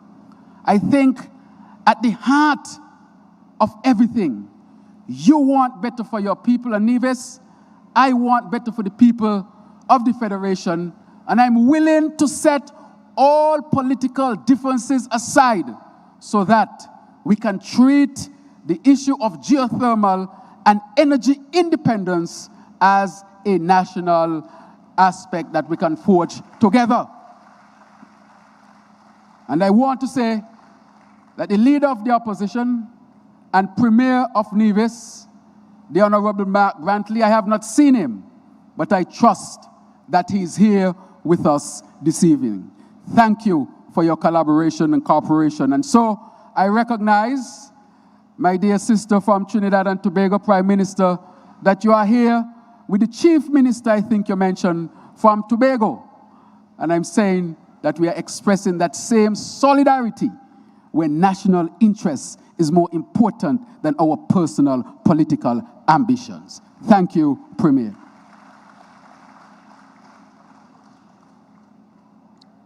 But I want to say that we have achieved this thus far because another CARICOM institution, CDB, has been instrumental in carrying us the furthest point that we have reached to realize the development of geothermal on Nevis. Without CARICOM, it would not have been possible.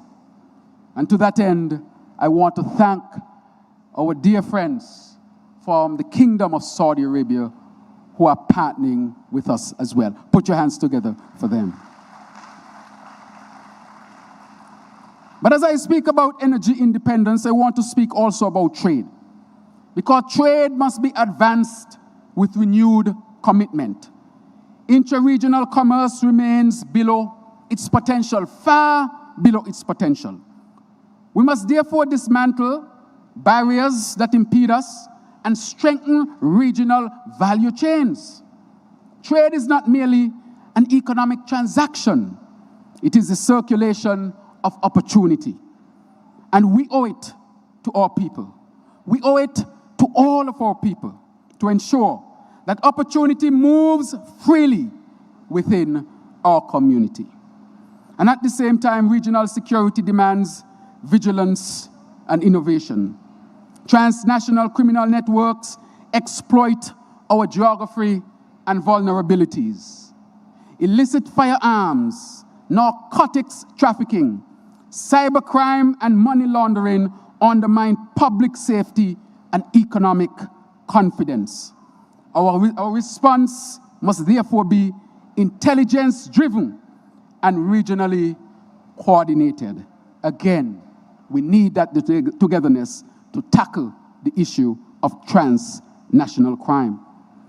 Here in St. Kitts and Nevis, and as we have said and we have recognized that we are independent sovereign states and we take decisions at times that would benefit our nation.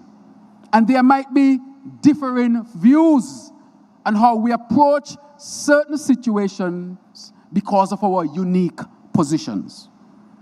So in St. Kitts and Nevis, we have approached crime and violence through a public health lens. We established a citizen security secretariat integrating enforcement with social services and community engagement. We are now transforming it into the National Secretariat for Human Security and Well-being. It cannot just be citizens who we take care of alone, but anybody who comes to our shores, we have to determine that their security is also our priority. Hence, human security and well-being. This reflects the understanding that security encompasses dignity of all of our citizens, opportunity for all of our citizens and people, and stability for all of our people. And as a consequence of this coordinated approach, where we brought all together, including the opposition, for once again, I stepped out and said that the issue of national security and crime and violence cannot be a political football or just a political matter. It is a national matter. And if it is a national matter, then it takes a national approach. And so our position was to bring all together, government, opposition, and the community. And as a result of that coordinated approach, with, of course, national security being fundamental as well, over the past year and a half, we have recorded in St. Kitts and Nevis an over 80% reduction in homicides, reaching the lowest levels in decades. And this approach has worked extremely well for St. Kitts and Nevis. Sometimes one cap does not fit all, but this is the cap that St. Kitts and Nevis carries. Lives that have been lost are now being saved. Trauma that could have been caused has been replaced by hope. And so while the work is not complete, these results demonstrate that when institutions and communities act together, meaningful progress is achievable. when institutions and communities act together, meaningful progress is achievable. All within the broader security framework, Haiti demands our sustained attention. A stable Haiti is a stable Caribbean. The Haitian people are part of our regional family.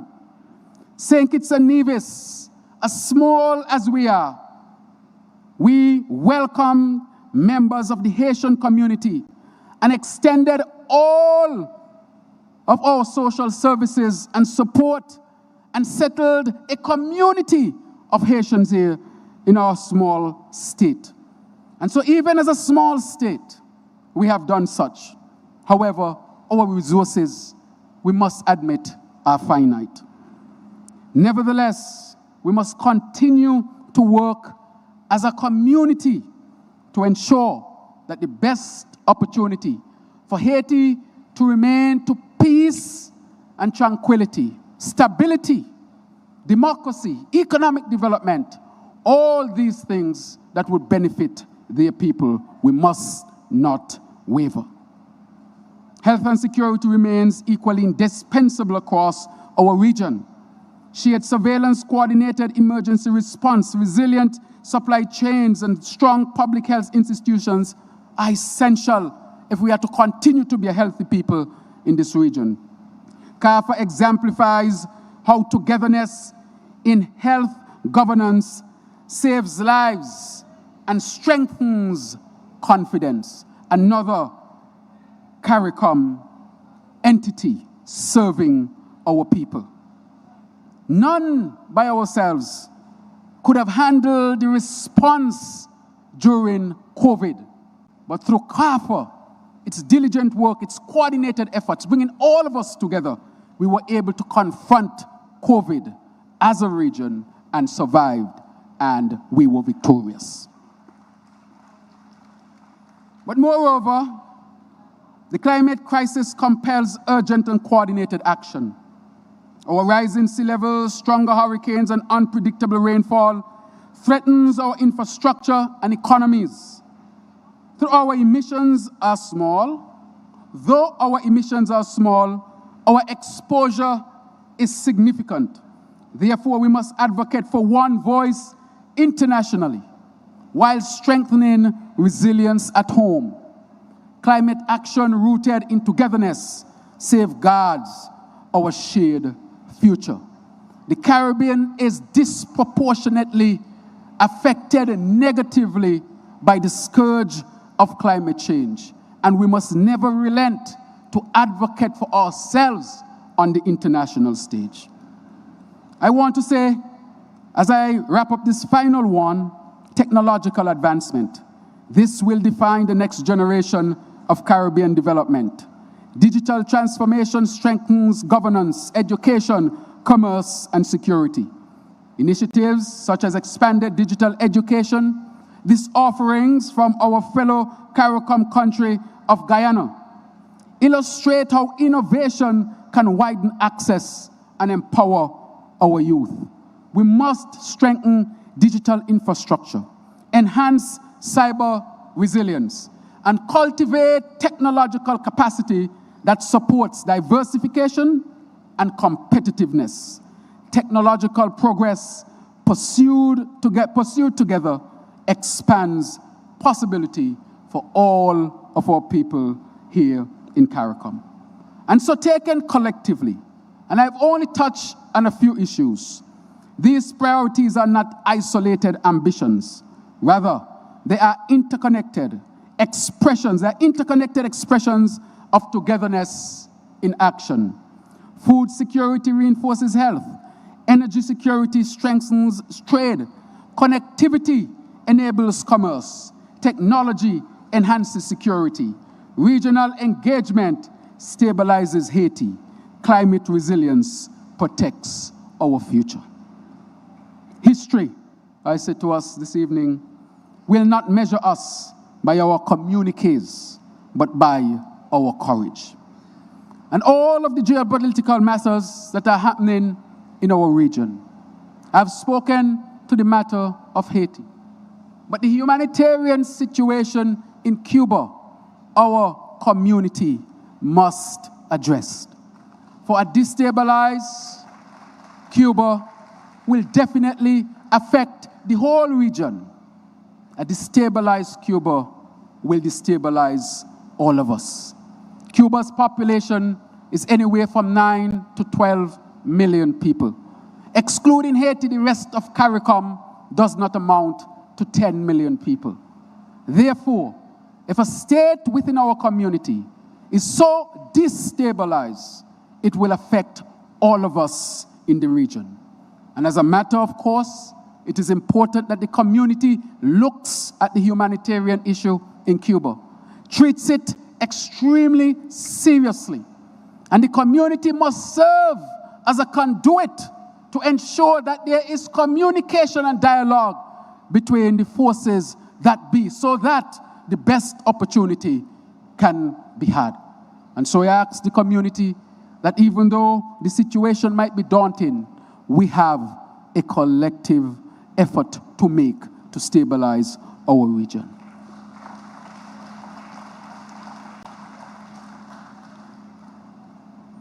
I must give full disclosure.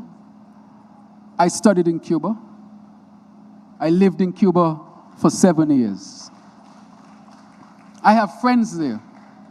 I have people who are like family to me.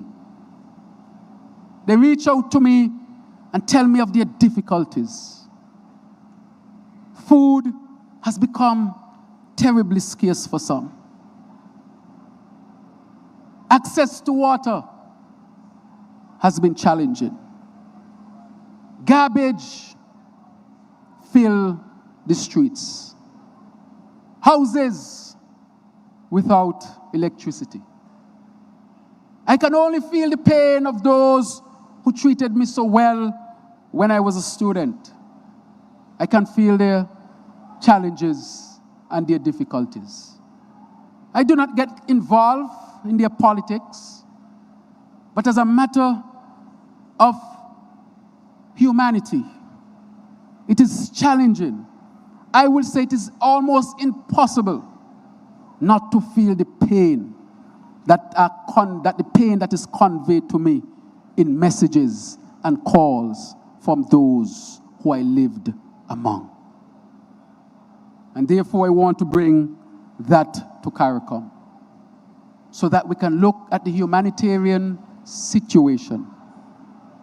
And like the others would have said before me, let us devise the mechanisms, the channels, so that we can help the people of Cuba at this particular time.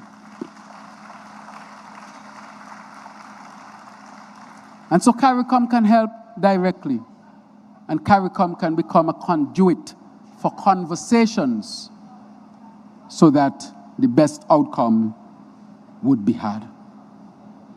And so, if ever there were a time to recommit ourselves to togetherness, it is now. If ever there was a time to recommit ourselves to togetherness, it is now. Therefore, I call on all of us, respecting our sovereignty, and it was put very eloquently by the Prime Minister of Trinidad and Tobago, that our sovereignties must be respected. But while we do that, and that cannot be compromised, I am hoping that this conference be remembered not merely for eloquence and speeches, not merely for the niceties of the decorations, not merely for the huge crowd that is here and the excellent entertainment that we had, not merely for the fact that all the leaders are here with us today. But let this be a conference that must be remembered for action, for execution, that would have advanced our Caribbean community and civilization. Let us commit, therefore, to measurable outcomes, disciplined coordination, and faithful adherence to the principles that founded our community. Let us strengthen CARICOM. For none, I said in my opening remarks or my introductory speech, none is coming to save us. We must save ourselves.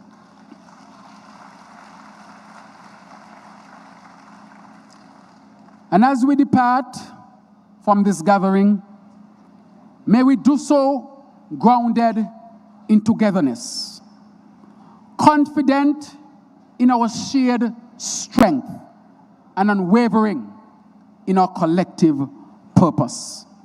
The Caribbean has always risen from adversity. We have gone through slavery. We have gone through indentured labor. We have gone through colonization. And yet today, the Caribbean stands as a beacon on the world stage. Surely we have risen from adversity. And if we have done it before, and we are better equipped now, more experienced now, therefore, the reason why I visited each country is because I believe so deeply in the ideals of our Caribbean community and the principles of CARICOM, that despite the adversities, I have that hope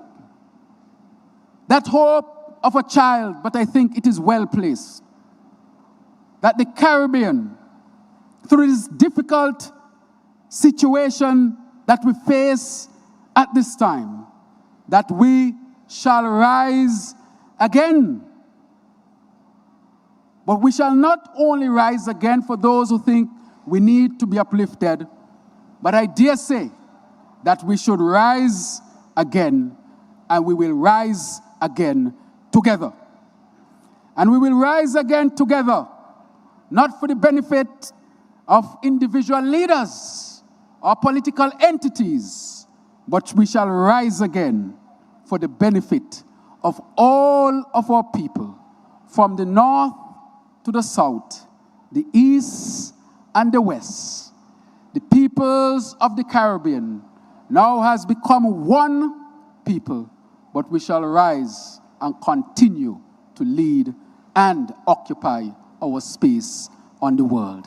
I want to thank you so much for your attendance. I want to thank you so much for your commitment. Every leader here tonight has demonstrated their commitment. In my private conversations with you, you have said that, and you have committed to that by coming here to St. Kitts and Nevis, at least to sit, dialogue, and move this great community that we call CARICOM together. Thank you, and may God bless all of you, and welcome to St. Kitts and Nevis once again. Thank you very much. We're deeply appreciative to Prime Minister Honorable Dr. Terence Drew for bringing the feature address. Your message, sir, has not only honored this ceremony, but has also stirred within us a renewed sense of purpose and unity. Our appreciation must also go out to every speaker who shared their voice, and to those on stage and behind the scenes production cast whose dedication brought this ceremony to life. Ladies and gentlemen, we have reached the finale, and we have now come to the closing aspect of the ceremony. And this final moment gathers the creative energy of the evening into one collective expression. Our finale, titled One Song, features artists from across our creative community, including the Honorable Conris Maynard, Minister of Public Infrastructure, Energy and Utilities et al., a 6-time National Carnival Senior Calypso monarch, joined by the Revealers Band and the Synergy Movement in an expression of oneness and forward momentum. Please remain seated and join us as we celebrate one song.